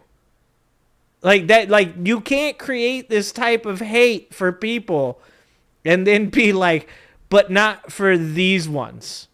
That's not how it works. They're all the same to them at the end of the day. If they ain't white, they ain't right. In their mind. Yeah, dude, there's this guy who used to work at this fucking furniture place that was up here when I first came up here, and it said, he had a shirt that said, if it ain't white, start a fight. And I mean, I grew up with people that talk about putting it on the skin and all that shit, so like that wasn't all that surprising to me. But if it ain't white, it ain't right. That's something they say, man. That is 100% something that they say. Like I said, I used to play football with the dude that used to have a swastika from his fucking nipples to his belly button, dude. Like, it's insane. Insane to think that there's a bunch of people out there that are like, they're not racist. It's so fucking crazy, man. Dude, crack a beer for me, Starman. Indian and Jewish people are just as inferior as trans people and immigrants are, right?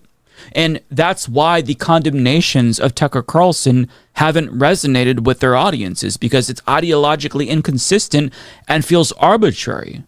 Like, you can't tell them it's okay to hate these people, but you can't hate these people. That just doesn't make any sense. But again, that's not to say that I oppose them speaking out. They should speak out, seeing as how the Nazi strain in their party does pose an existential threat to all of us. But that doesn't mean that they're that much better than Tucker Carlson, because they aided and abetted the rise of fascists like Donald Trump, who's currently creating the society that gets Nick Fuentes that much closer to the white Christian dystopia that he wants so badly. And so long as the so-called moderate conservatives like Ben Shapiro and Mark Levin and others continue to hyper-focus on the demonization of marginalized minorities, they don't have a fucking leg to stand on, in my opinion. But they're not going to stop fomenting hatred and division, because conservatives and their entire business model is premised on them pitting Americans against each other. So that way, if we're fighting each other, we're not going to take on the oligarchs at the top who are robbing us blind. The same oligarchs who fund Ben Shapiro's show, by the way, who fund all of these conservative talk radio shows, by the way. But with all of that being said, let them fight, okay? Let these motherfuckers fight, because at the end of the day, if they fight, at a minimum, them being divided is going to make them less effective, which is objectively good for this country. So, to that I say, have at it, fellas. Keep fighting, and we have to do our best to fan the flames, because they have to go at it. I want them to fight. They have to fight, and let them duke it out. I hope it gets ugly. You know what this reminds me of? It reminds me of the end of Inglourious Bastards. You guys know at the end, if you haven't watched Inglourious Bastards and you would like to, don't plug your fucking ears. I don't know. Earmuffs, guys, because this is a spoiler. At the end of Inglourious Bastards, there's the guy, the Jew hunter, who he turns over Hitler and Goebbels, right? And in return, he's going to get some land in America, and he gets to get away with the crimes that he committed as a Nazi. And it creates this like moment for you where you're like, well, hold on. I don't think I like that. I don't like the way this movie's ending. And Brad Pitt's character, who's the American, who's escorting him to the line so that way he can go home, gets out of the car, and they're about to make him look like he's a prisoner and all that stuff so they can get through the lines. And Brad Pitt, his character, after doing something, I won't ruin the whole scene, doing something, he goes, when you go back, he's got a funny accent too, a funny country accent. When you go back, you're gonna live on that island. You're gonna have you a good life.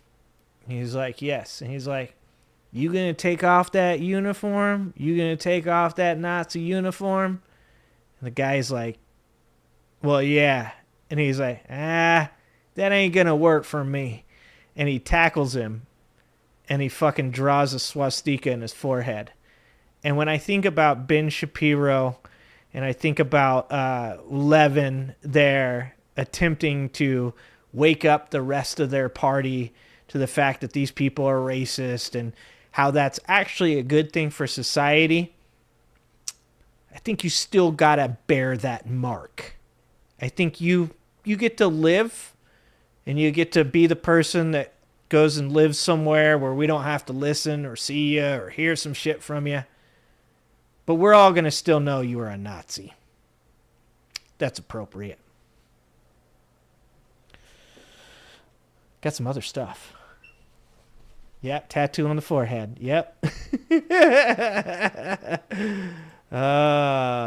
It's a good movie. I'll hot take. I wasn't a huge fan of Inglourious Bastards. I thought it was an okay movie. I thought it was okay. I don't know. I thought it was pretty good.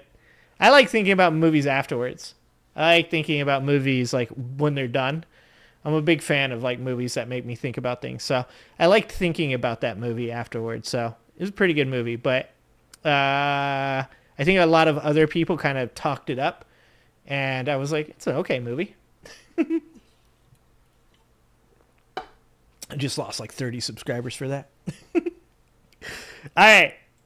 So we got to get back to the Zohran shit, because there is some kind of amazing stuff that happened that I don't know if you guys heard. And so I wanted to cover it. And it's kind of amazing. Okay. So for you guys that know, of course, Zohran Mamdani won the New York mayoral position, but he was going against Curtis Lewa, and he was going against Andrew Cuomo, who the other day, or just a few minutes ago, whatever it was, I heard Kyle Kalinske call it Cuomo-sexual, and I have never heard that before. So before the voting started, of course, Andrew Cuomo had a rather interesting supporter, and that is Donald Trump. And, of course, that was really awkward for our good friend Andrew Cuomo, because he was attempting to get all those Democrats to vote for him, going off the fact that he was, no. Like, Mamdani he's not going to vote or do the things that I'm going to do. I'm still going to push back against Trump. He says he will, but I can tell you I'm going to be tough on Trump. I was tough on Trump before. So what happened is really funny, is Cuomo went on the Hot 97 morning show last Monday before the election, and the former New York governor or his team appeared to disconnect when host Abro Darden asked him about an endorsement from President Donald Trump. So this is the interview here. So this is this gentleman talking to Cuomo on the radio, and he's asking him about Trump's endorsement of him. Your boy was just on 60 Minutes, Cuomo, saying that you're his guy. No. First of Trump said you're his candidate. If he had to pick a bad Democrat or what did he say? Or a communist. Or a communist, he's picking you.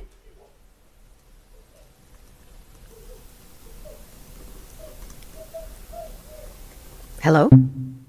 I think that they cut him off. I think he had to rap. You just get. Oh. I really wanted to hear that answer. That's what I was going to ask you. Ebro just got spicy. Oh. I heard a click before the boop. Wow. Okay. Oh. How amazing is that? And of course, Cuomo likes to say, oh no, he wasn't being supported by Trump. Trump wasn't supporting him. But on 60 Minutes, Trump said the election was between a bad Democrat and a communist, and he would pick the bad Democrat all the time. He issued a firmer endorsement on Truth Social Monday. Whether you personally like Andrew Cuomo or not, you really have no choice. You must vote for him and hope he does a fantastic job. He is capable of it. Mamdani is not. Cuomo previously noted that Trump could help him against Mamdani, and a New York Times reported hinted at cooperation between the two. But it sure sounded like Cuomo, who's running as an independent, wanted nothing to do with an implied alliance between them on elections eve. So, this is Trump on 60 Minutes giving a firm endorsement of Cuomo.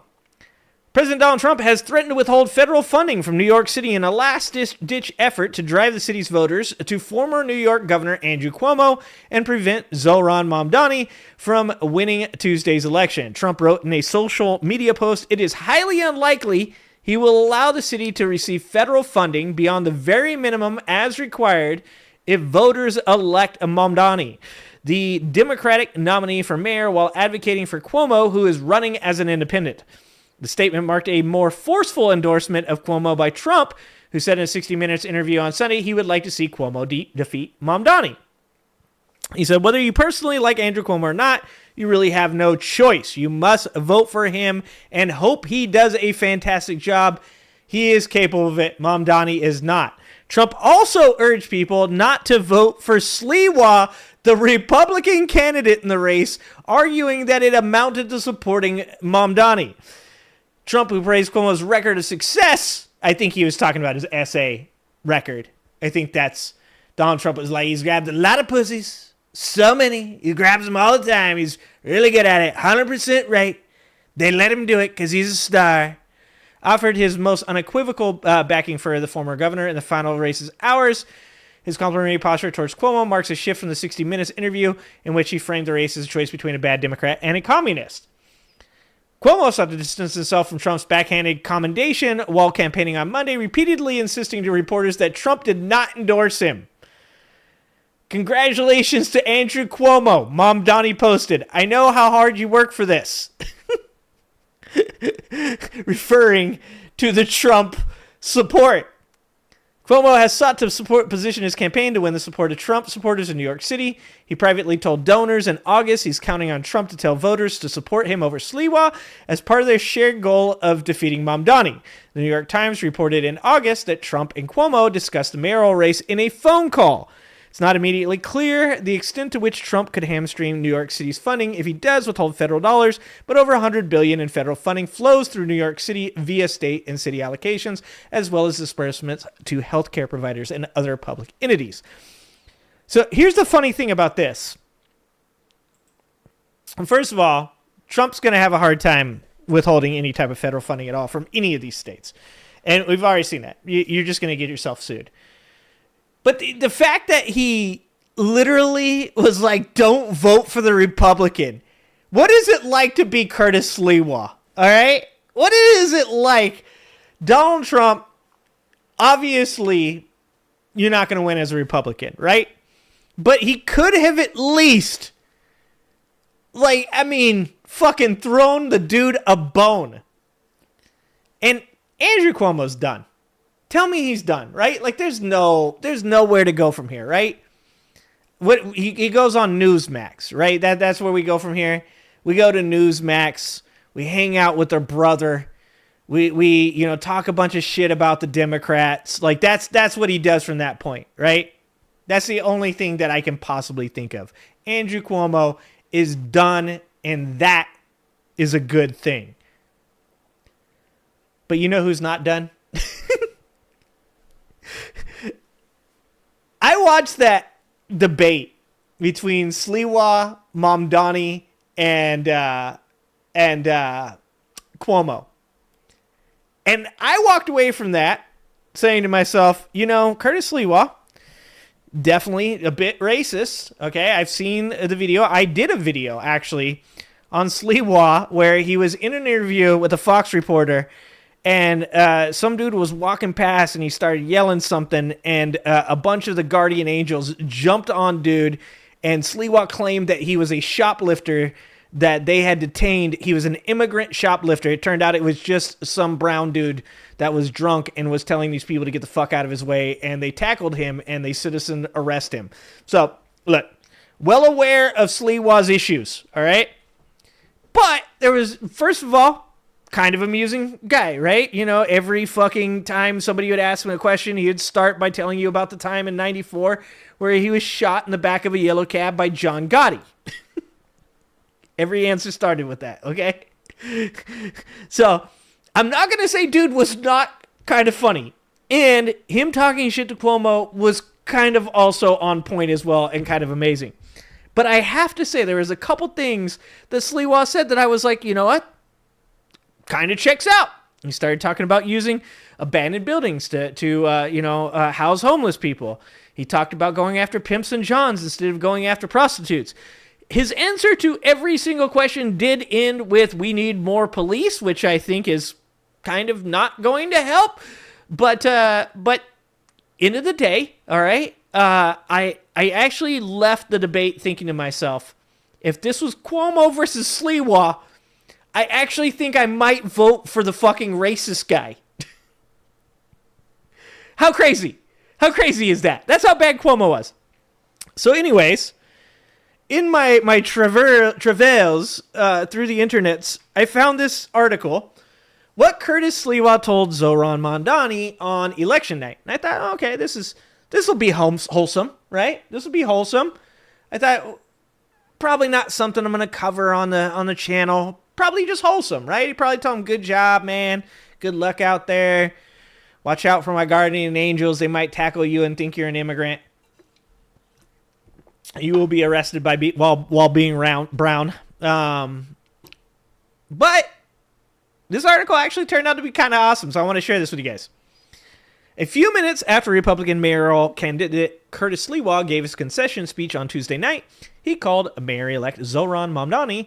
I wished him the best on behalf of the city and said, I'm sure I'm going to be talking a lot about you down the road, Sliwa said the following morning. He was speaking from his apartment on the Upper West Side, the de facto headquarters of his campaign, which totally makes sense that Curtis Sliwa would be running his campaign out of an apartment in the Upper West Side.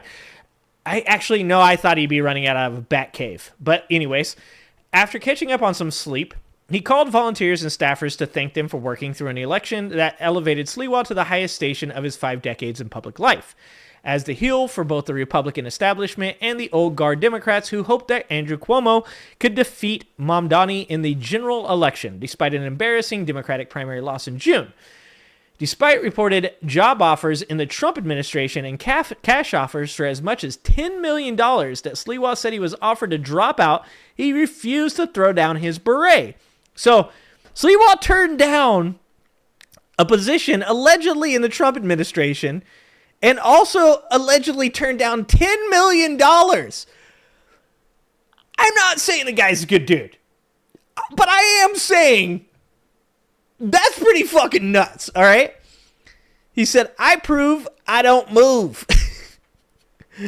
Looking back on his campaign, the 71-year-old said he was committed to the concept of one person, one vote, and the idea of an election uninfluenced by the billionaire class, even as members of the ultra-rich, including Bill Ackman, pushed him to get out of the race so that New York would not elect a Democratic socialist. He is the biggest jerk on 2 legs, Sliwa said about Ackman. He also says the Trump White House never actually got in direct contact with him about a job in the administration in exchange for tapping out. No one called me, he said. I'm not friendly with anyone over there other than Andrew Giuliani and Rudy Giuliani, and Rudy endorsed me. So, I mean, Sliwa's, look, when fighting oligarchs, you have some strange bedfellows. All right? We got Marjorie Taylor Greene over here all of a sudden. Okay? It's weird. It's weird right now. It's hard to shake the sense that Sliwa's decision to stay in the race was fueled by some personal hostility to the forces that wanted him out. Take Cuomo, the ex-governor who Sliwa has been heckling for years. On election night, the two did not speak. I would never talk to the Prince of Darkness, he said. I hope he goes back to the Hamptons and hangs out with his billionaire friends and crawls back under the rock that he came out of. Like, I'm sorry, but I'm fucking here for this. As for Mamdani, he is prepared to be a consistent thorn in his side. I hope the best for Zohran because obviously it's in the best interest of the city, Sliwa said. But I clearly drew the Maginot line. I don't know, that must be some New York shit, right? That if he actually moves forward to introduce his socialist platform, then we organize and we mobilize. An early fight could be over the Elizabeth Street Garden, the charismatic private park in Little Italy that the city was trying to tear down to build affordable housing for low-income seniors until the effort was scrapped by the Adams administration this year. No way! Eric Adams scrapped fucking housing for some old people? I mean, Cuomo just would have killed him. This year, while campaigning, Mamdani said he would revive the housing development within his first year as a mayor. If so, Sliwa intends to get in the way. We love that park, he said, referring to himself and his wife, Nancy. And now Zohran, right away, it's almost like he's licking his chops to bring in the bulldozers and the wrecking ball to a park like no other in New York City. I'm sorry, dog. I like parks, too. I like parks as well, but, like you're just going to let the old people sleep in the street? Aside from contesting the incoming Mamdani administration, Sliwa has other things to figure out, like how he will make a living. Since 1990, he has been a consistent presence on the conservative talk radio station WABC. He used to joke that the letters stood for Always Broadcasting Curtis, broadcasting for as many as 60 hours per week. He was paid pretty well, too. Tax returns showed that he was paid $423,000 last year.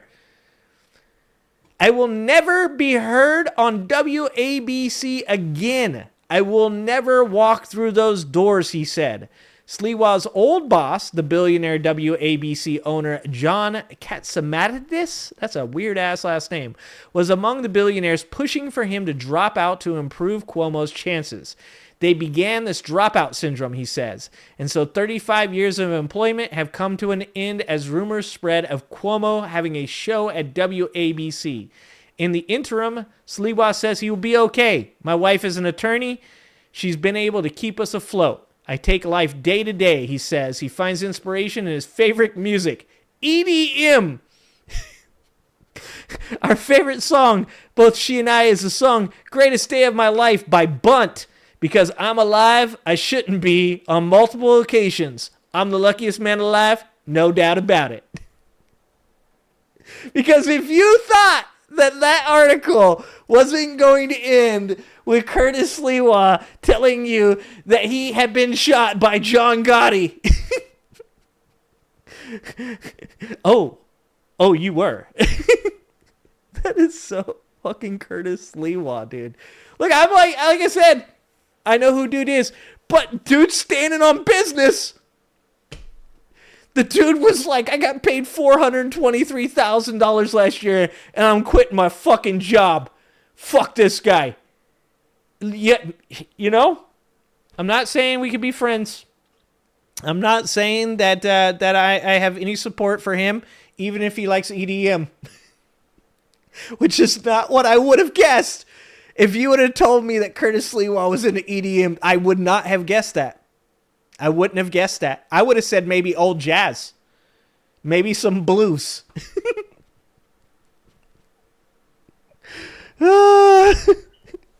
Didn't see that one coming. Oh, man. All right, we got a couple more. We got to get through here. All right. What was the other ones? Oh, okay. We got a funny video at the end. We're going to watch a funny video at the end, so stay tuned for a new Canadian funny video, guys. All right? Oh, man. Oh, it's been a good show, though. It's been a good week, guys. It's only Wednesday. It's been a good week. All right. So, sticking to Zohran here. right? Speaking of Zohran, Steve Bannon's a trippy dude. He's a very strange dude. And most of you guys probably saw Steve Bannon the other day go on I think he went on Bill Maher too, but he also went on this interview with these two British people. And, of course, said that Donald Trump is going to run for a third term. And not only is Donald Trump going to run for a third term, but Donald Trump is going to win because of divine providence. And he's such a strange dude. Because he's like strangely aggressive, not defensive even. Not like they ask him questions and he gets defensive. He's aggressive in the way that he goes about supporting Donald Trump. And he's not like, no, you don't understand he's going to win. He's like, you're an idiot if you don't think he is. God wants this. Well, of course, with Mamdani winning the mayoral candidacy, Steve Bannon, prior to that, decided that he was going to go on War Room and talk about what he would do if Zohran did win. So let's watch this video. This is Steve Bannon on the War Room. It says, Steve Bannon vowed on Monday to denaturalize Zohran Mamdani just a day before the Democratic Socialist is likely to win his race, which of course he did, to become a mayor of New York City. Bannon, a former Trump White House advisor and criminal convict, spent some time in prison, and prominent ally, made the comment while blasting critics of rising anti-Semitism in the U.S. for not doing enough to combat it, calling Fox News host Mark Levin nothing but hot air. So this also plays into what we had watched earlier on the Humanist Report video, where Levin and Shapiro are calling out Fuentes and Tucker Carlson. So there's all these splits. And if you guys remember, right, we watched the J-Rag video where he talked about how all of these different factions exist within Trump's administration. One of the things that, does seem pertinent when we talk about all this stuff is when people try to put Trump supporters in one bubble, it oftentimes is pretty hard unless they're like MAGA cult members. Like MAGA cult members 100% are easy to put in one bubble. But when you talk about the people that are in his administration, they actually are in all these weird different bubbles, right? Everybody from Steve Bannon to Tulsi Gabbard to Alex Jones. I mean, they may seem the same, but they're actually not. They all have weird, different, intricate things that they each believe, right? So right now, of course, they're having a fracture between the Groypers and Fuentes and Tucker Carlson versus Levin and Shapiro, the Jews that these anti-Semites don't like, which makes sense, right? So this is the video here of Bannon talking about this on the War Room. This is not a debating society. We're not in some salon in the Upper East Side over some tea and martinis. Oh, well, that's what the National Review, that's what all these guys, the RJC out there this weekend condemning everybody. Just like, remember, they're the biggest Never Trump group out there. They had DeSantis. They were all set up. The whole DeSantis thing is their operation. So please spare me. Please spare me what you're going to do. And why does Steve Bannon look like he is just dying? That dude does not look healthy. That's a lot of whiskey right there, right? Am I wrong? Like that is not peak health right there, guys. Okay, please spare me your definition of what MAGA is. Okay, we've been in the trenches with MAGA from the beginning. See, that's what I'm talking about. They are melting down. They are fracturing. They are eating each other. And I told you guys when Trump won, I said, there is a real possibility that the different factions in MAGA would start to eat each other and that they would collapse upon themselves. And that is what is happening right now. I called this shit. When you guys hated Trump initially, you hate Trump all the time, except when he's doing something for you. Mark Levin, he does nothing but hot air. Mark Levin, instead of running your mouth, what are you doing in New York City? I tell you what we're doing. We're going to denaturalize Mamdani, which I told people back. Dude, that SNL skit where he's like, they all say my name differently and different kinds of wrong. And what does he call Shane Gillis is fucking Curtis Lewa, and he's like, Zoltar Rob Zombie. My opponent, Zoltar Rob Zombie. Oh, Shane Gillis did a pretty good Sliwa. I wouldn't say it was a great Sliwa, but it was a pretty good Sliwa. That they had to do back when I met with them right after Mondami won the primary, which they didn't think he was going to win. I would say Bannon the moist, not Bannon the wet. Bannon the wet's pretty good, but he looks more moist than wet. That's just my opinion. I told him he was going to win. We're going to denaturalize Mondami, which I told people back that they had to do back when I met with them right after Mondami won the primary, which they didn't think he was going to win. I told him he was going to win. So now what are they doing at the end? Oh, we're going to move to Miami. We're going to move the financial capital of the world. We're just going to give up on New York. That's going to work out fine for the United States of America. Same way they're trying to quit down in Texas. It's easy. Wait, are all Republicans just going to move to Florida? That'd be kind of dope.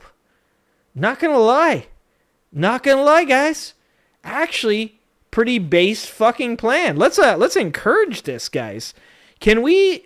I don't know. How do we do that? GoFundMe's?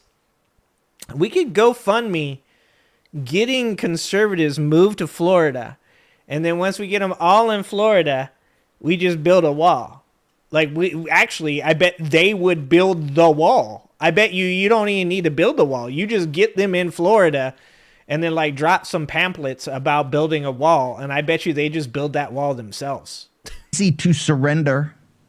It's easy to surrender. It's hard to fight. You're going to get called everything in the book. You're going to be othered. Who cares? History shows when we stand and fight, we win. If we don't quit, we win. Wait. I don't think it does show that. But I mean, you guys did somehow get these fucking people to vote for Trump a second time. That I'll give them that W, but I don't think that it's not a consistent winning percentage. All right, it's like 22% or something like that. Dude's batting like 216, and he's like, when we swing, we hit the ball. All right. Sometimes it's a foul ball and we're out, like all the time. Actually, our movement is anti-fragile. We have resilience. We can take a punch and then punch back harder. You know, Steve Bannon says all these like physical things, and I don't think he can do any of these. This man does not look like he is built for war. All right. Never forget the lessons. Divine providence allowed. There it is. That's what he kept saying about Trump. Divine providence. This election to be stolen for a purpose. Not just 16 was providential, 20 was providential. We needed to go into the wilderness. We needed to regroup. We needed to rethink our line of attack. Dude, you know that's straight up out of Paradise Lost. The beginning of Paradise Lost, when Satan is tossed out of heaven, when he loses his war against God, when he's trying to take over, right? Satan is sitting there looking around at all of his fellow fallen angels, and he's like, man, they're all down. They're all depressed. They're all sad. I can't let them I can't be the person that says we lost, because if I do, it's over. And so he was like, we didn't lose. We got a whole new chance, guys. Like, guys, fucking, this is good for us. Like, it's insane. Like, me not being a religious person, I'm reading Paradise Lost because I just want to read the book. It's a very important book. And I wanted to read it. And when you look at the way that Satan in the book manipulates his followers, it's crazy how you can parallel the shit Donald Trump does to the same shit that like when I hear Bryce Mitchell's crazy ass say that, you know, Trump tricked him and now he realizes that Trump's a bad dude. And then he goes on to say, like, you know, read 1313, whatever, about the Antichrist coming back. And he's like, Trump's the Antichrist. I'm like, he's not wrong. Like, if you are a religious person that reads the Bible and you actually can fucking read and comprehend, I'm like, a lot of what dude does is spot on with what they are warning you about in the Bible. That's crazy. I'm not religious. I'm not supposed to be able to figure that shit out. You are supposed to be the one telling me that shit. And look at the glorious revolution we've had in the first 250 days. It hasn't been perfect, but you know what? It's pretty damn good. He said it hasn't been perfect. Brother, it has not been anything close to perfect. And you look at the alternative, because you always have to look at the opportunity cost of what would have happened. Housing for poor people. That would have been pretty bad. Price ban on gouging. That terrible. Sounds terrible. Continuing to have great relationships with our trade partners. Horrific. Okay. Potentially not pushing China into a place where they hoard all their rare earth minerals and decide that they're not going to give us magnets. So then our president goes around telling people that magnets are bad and that water breaks them. I think I would like to try the alternative. Either Hillary Clinton or an extension of with Kamala Harris, a complete and total disaster. You would have lost your country. That is why Trump is a providential figure. And I think while we have a providential figure, maybe we use him. And don't let the consultants. Bro, do you think that he just knows that Trump's Satan and he's like, I'm all on Satan's side? Like, do you think when he says divine providence, he's actually like, look, I know he's the bad guy and I don't care? Like, do you think he's like, how religious is Steve Bannon? Does he think that he is fighting to take back the kingdom of heaven on the side of the Antichrist? That's a solid question. Say, oh my gosh, you can't bring Trump to New Jersey. You can't bring him to the Commonwealth. You certainly can't bring him to California, where there's more MAGA voters than anywhere else in the nation. You can't bring him because he works with the Democrats and he'll drive up their turnout. That was their whole mission anyway. Enton said it right there from the beginning. If you look at these campaigns, they're not even running the details. It's all hate Trump. In California, it's just, how do you stop Trump now and how do you impeach him? And so Schwarzenegger and McCarthy, and particularly Schwarzenegger, just wandering around like the clown he is. Schwarzenegger actually talks mad shit about Trump. Even though I was pretty upset with Schwarzenegger over the Prop 50 shit. I get that. Apparently that was Schwarzenegger's baby, the commission that was created, the independent commission that was created. Schwarzenegger was very, very much maligned by the Republican Party over his support for working and fighting against climate change. I was pretty disappointed with Schwarzenegger over the Prop 50 shit, but other than that, I've actually been pretty happy with the way he's talked about Trump. Wandering around, and now you're going to have 5 seats stolen. The only argument they have internally, the Democratic Party, there you know what they're talking about, they should have gone 52-0. That's what they're saying. Because look at New England. 25-0 up there in a region that votes, I don't know, 40, 41, 42% Republican. Yep. Oh, no, I agree with that. They should have went 52-0. You know what's crazy about this, though, is you watch Bannon talking like this, and there are a ton of Republicans, just like that watch Limbaugh, just like the ones that watch Glenn Beck, that watch this and listen to what he's saying. And they believe what he's saying. Like, when he's sitting there saying that weird shit, and you're sitting there saying to yourself, like, this dude's crazy, that's not what MAGA Republicans are saying. They're saying, we are going to take back the kingdom of heaven. That's what they're saying. And that shit is sketchy. Okay. What do we got? We got 19 minutes or so. We can do it. Let's watch this Josh Johnson video. I'm gonna let him talk for the most part, and then we'll interrupt a little bit. But I want to get through most of this video. So this is like really dope. I don't know if you guys did any of you guys watch Josh Johnson? I really like Josh Johnson. He's a guy that was doing the Daily Show stuff for a while, right? So he was doing the Daily Show stuff, and I really thought he was pretty funny off of that. And then I started watching some of his stand-ups, and his stand-up's really dope. He's got a really funny stand-up about explaining the Drake-Kendrick Lamar beef to white people that don't know anything about hip-hop. It's really funny.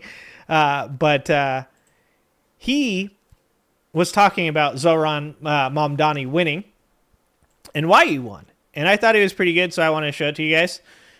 So I want you guys to check this out. This is Josh Johnson. He's a guy from The Daily Show. Also does stand-up comedy. Super funny guy. You guys should check him out. You should also go. He's got a channel on YouTube. You should definitely go and subscribe to it.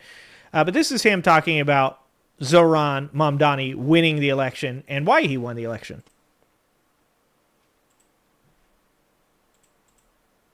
To stop Mamdani have only helped him. Only helped him because billionaires have come out in force against every policy and against Zohran as a candidate. And that says a lot. They're like accidentally making him more popular. You know? President Trump even said that if Zohran wins, he may have to mobilize the National Guard, take over New York City, which would be not just like a spit in the face to an open, free, and fair election, but what messaging does that look like to you? That you might have to send the National Guard and take over a city if the dude who wants free pre-K wins? Can we just say how fucking nuts it is? I mean, I think that, obviously comedians are so important because they can say things in a way that makes it easier to understand. And they also say things that I think all of us want to say, but don't always find, the proper place or time to say it, right? We should all be saying right now, the shit that Trump is doing is not normal. The fact that the Supreme Court has had to deal with how many cases since Trump has came into power in the last 9 months. The fact that, how many days straight have we had something that we've all had to be concerned about. It's just good to hear somebody say it in the right way. No? All their efforts, they've spent so much money. Zohran himself has said, y'all are spending way more money on ads trying to campaign against me than I was even going to tax you. You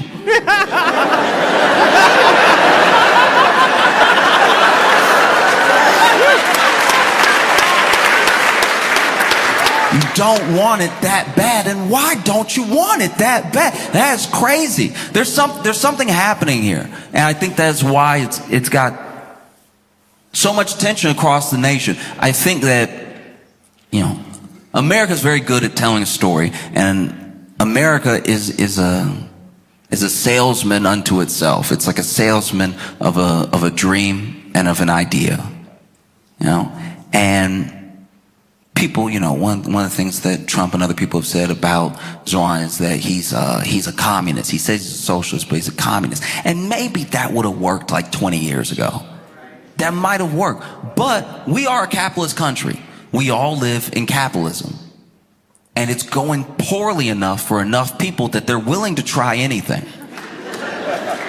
So calling someone a communist, this sort of Russia red, China red scare, it just doesn't hit the same when people are working jobs and still can't afford to feed their families. And then along comes someone with not just a lot of energy, but a lot of hope that says it doesn't have to be this way. Look at what they do over there.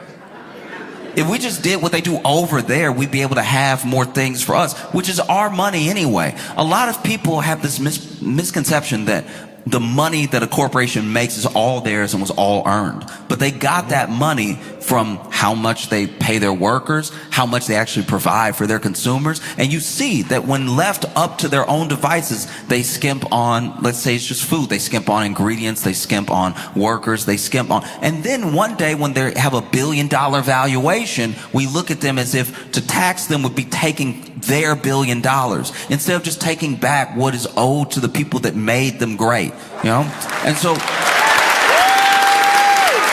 I think that what is so scary for people about Zohran that really don't like him is that he is a reminder to a lot of people that you are a citizen, you're not a consumer, you are a constituent, you're not a customer. The story that gets told now, especially by our politicians, is that if you ask for what is owed to you, what is actually yours, you're asking for a handout. But you already paid for these things, and you pay them. So the idea that these people would all stand together in unison against this person who just wants to make the bus free should tell you something. And all of them stand together against him in the way that they are, with all the money they're throwing at him, and with all the fear mongering that they're doing. It's having the opposite effect, because now to vote for him, even if you don't even like him, you get to stick it to a billionaire, people you already don't like. So what you've accidentally done is made voting for him like kind of cool as well. It would be like if you didn't want someone to date someone else, but the way that you lobbed things at them, the things that you said about them to try to discourage this person from dating this other person, would be like if you sat them down and said, oh, you don't want to get with him. No, his penis too big. He's just...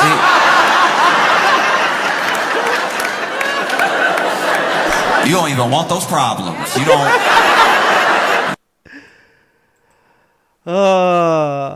And there's something to that. Because when you look at polls now, of about socialism, now you have people that 60% plus say, I think we should give it a try. And I've told you guys before, like, I'm not a big fan of parties, and I'm not a big fan of hiding behind, the mask of a party and saying, yeah, I'm a Democrat, so these are my values. I think everybody should have to speak to the policies and the things that they believe individualistically and give their own take and show their own nuance and show that they have, like, an idea or an understanding of whatever the fuck they're talking about. But democratic socialism is a huge part of our government already, and electing a person that's a democratic socialist just makes sense. I mean, the best parts of our government are the ability to have a voice, democracy, and the fact that if things go bad, there are social safety nets. That if things go bad, there exists a police force to come and potentially find justice. I mean, not if you're brown or black, but white people still apparently get it.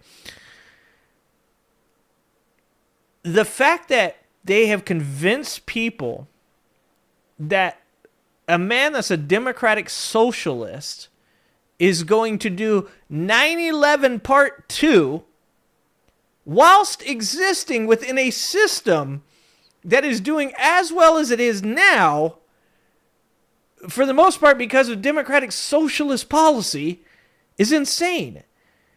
The negatives that are going on right now in this country are heavily capitalistic, are heavily tilted towards oligarchy, and the good things that we have in this society, the things that we actually approve of and love, like maternity leave, things like, having things like SNAP benefits for, 74% of people that have SNAP benefits are below the 100% poverty rate. Those people being taken care of.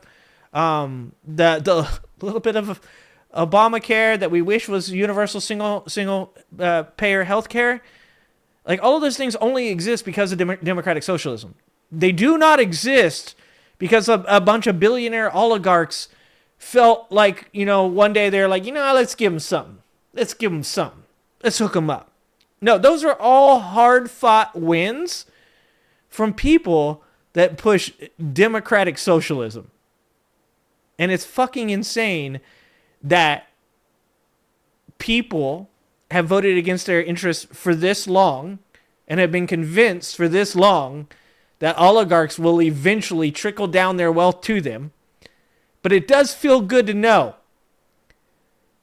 that people are finally realizing, like you said, finally realizing, like, oh, shit, the super wealthy, super powerful people, they don't want people that have socialistic values in the government because they can't control them. And I am so here for that. All right. We got one more video. All right, guys. You guys ready for this? We're going to finish I hope you guys are ready.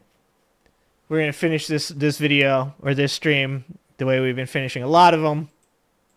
But I just want to tell a quick story before I do. Because just recently, I started my third channel, okay? So we have this channel, the Angry Ginger channel, right? Then we have the Angry Ginger Live Clips channel, which has done well, and we have about 5,000 people over there now. And then I started a channel because a lot of times people come on my show or my channel and they're like, oh, you're not talking about politics. Like, why aren't we talking about politics? This is too important. Why aren't we talking about politics? And I'm always like, you got to be able to laugh. You always still got to be able to have fun. You can't let them take your joy. Like, there's no reason to get through this and win this if you're not still mentally healthy on the other side of it and you're not still enjoying your life. And I had one of the best experiences ever recently. So I made a video about the 22 minutes video, The Nice Agent, right? And I posted it on the Funny Live Clips channel. And I had a massive amount of Canadians come through my channel and watch that video. And I was losing my shit because I have never had a video that had that many views, that had that many nice comments, all right? Because generally what you get from an American audience is you get a mixed bag. You get people that enjoy your video, people that are heavily critical of your video, and people are just douchebags. Just straight up douchebags. And every comment, I shit you not, on that video is a nice comment. Explaining to me what Beaver Tail is, explaining to me how the 22 minutes lore goes, suggesting to me new videos that I could be watching, including the one that we're about to watch.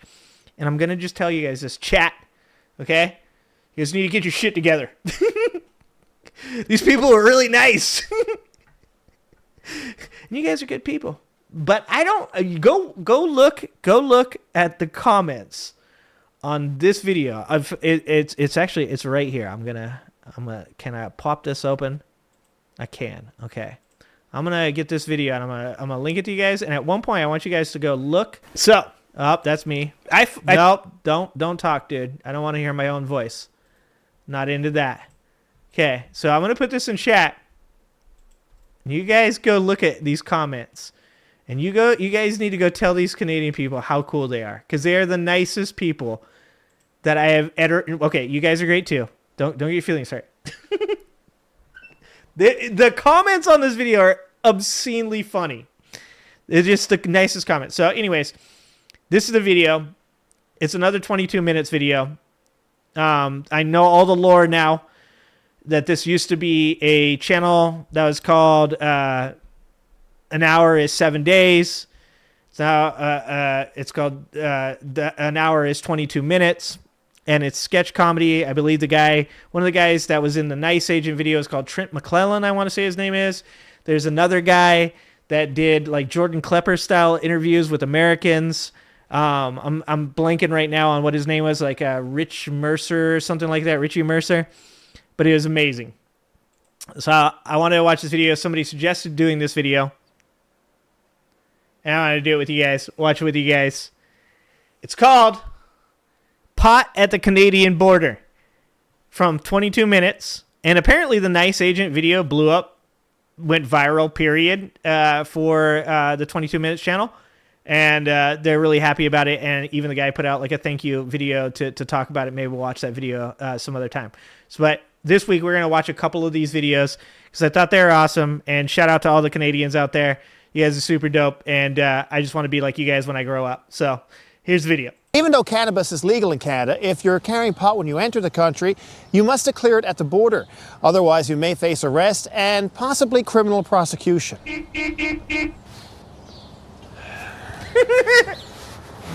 Where you coming from? Vermont. But we don't have any pot to declare like at all, so it's like no point even looking. Because they probably smoked it all. I bet there's some beaver tail in there. Papers. Passports. They should be from California. Let's just be honest. Reason for visiting the States. I was visiting my friend. And who are you? I'm the friend. We were both looking for me, but I was in the car the whole time, so he couldn't find me. And what's with the... Wait, is that the nice agent? That might be the nice agent. Both looking for me, but I was in the car the whole time, so he couldn't find me. And what's with the smoke? Pot? Muffler. He said Did you buy any cigarettes? No, smoking is gross. Then why do you have so many lighters? Because we really like slow songs at concerts. I'm going to ask you guys a couple of questions, okay? What's 8 times 9? 89. What's 15% of a $40 bill? Too much? How many grams are in an eighth? 3.5. How many grams are in a quarter ounce? 7. And how much is an ounce? This much? I'm gonna have to confiscate that. Oh, man. That's like drug abuse. Dude, how did you even know we were high? You told me you drove in from Vermont. Yeah? This is the Canadian side.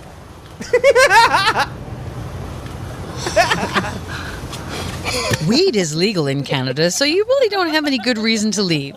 A message from the Canada Border Services Agency. Oh, dude, how awesome is that? Fucking Bernie supporters, bro. Bernie supporters, bro. Oh, that's pretty funny. There's another one that we're going to watch at some point, and it's them doing a sobriety check, I think. So this is on the CBC, I think is what it's called. And it's an hour is 22 minutes. I also now know, guys, that beaver tail, guys, is it's like a fritter. It's a donut that they put all kinds of toppings on, like cream, jelly, probably maple syrup. I bet you they put maple syrup all over that shit, dude. Guarantee it. Guarantee it.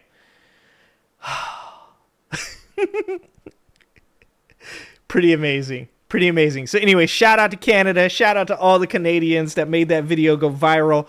I think we got about 200 Canadians over there subscribed to that channel now. So that was pretty dope. And just spreading the love and also just seeing people be happy, man. Seeing so much here in the United States is seeing so many people upset. And rightfully so. Rightfully so, right? But there's just been nothing like that. No video that I have ever made that has gotten that many just people trying to be helpful and nice and saying things like come to Canada, giving me like advice as to like how to get into the country faster and like as far as immigration goes. Like somebody was like, if I take a class at Toronto University that's free, that might get me in. There's another person telling me that a certain province, if you have medical working abilities, you can get into, like if you work at hospitals. Like there's so just like the coolest comments. So step your game up. Step your game up, chat. Or I'm going to Canada.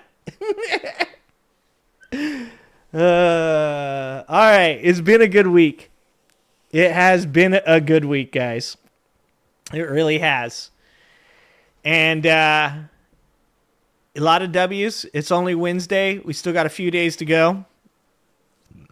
But we've been saying this whole time. You know, it's a marathon, not a sprint. MAGA is melting down. MAGA is fracturing. We knew it was going to happen. But it is happening now. And the important part is to, like, just to be able to glue back together what's left, right? Because this government, this administration is hell-bent on, you know, taking us with them. And we ain't going. We don't want to go. I don't want to drink the Kool-Aid. I don't want to put on the Nikes. I don't want to get in the bunk beds. I don't want to ride in the tail of the comet. And I don't think you guys do either. So, like, just keep your shit together. Keep your head on straight. Keep your mental strong. And take advantage of these wins and feel good. Celebrate. And remember that there'll be more to celebrate in the future. We just got to stay strong. All right, guys. I've got my show tomorrow, Thursday, 5 p.m. Pacific, on this space and also on this channel. I'll be restreaming it on this channel as well. So, I love you guys.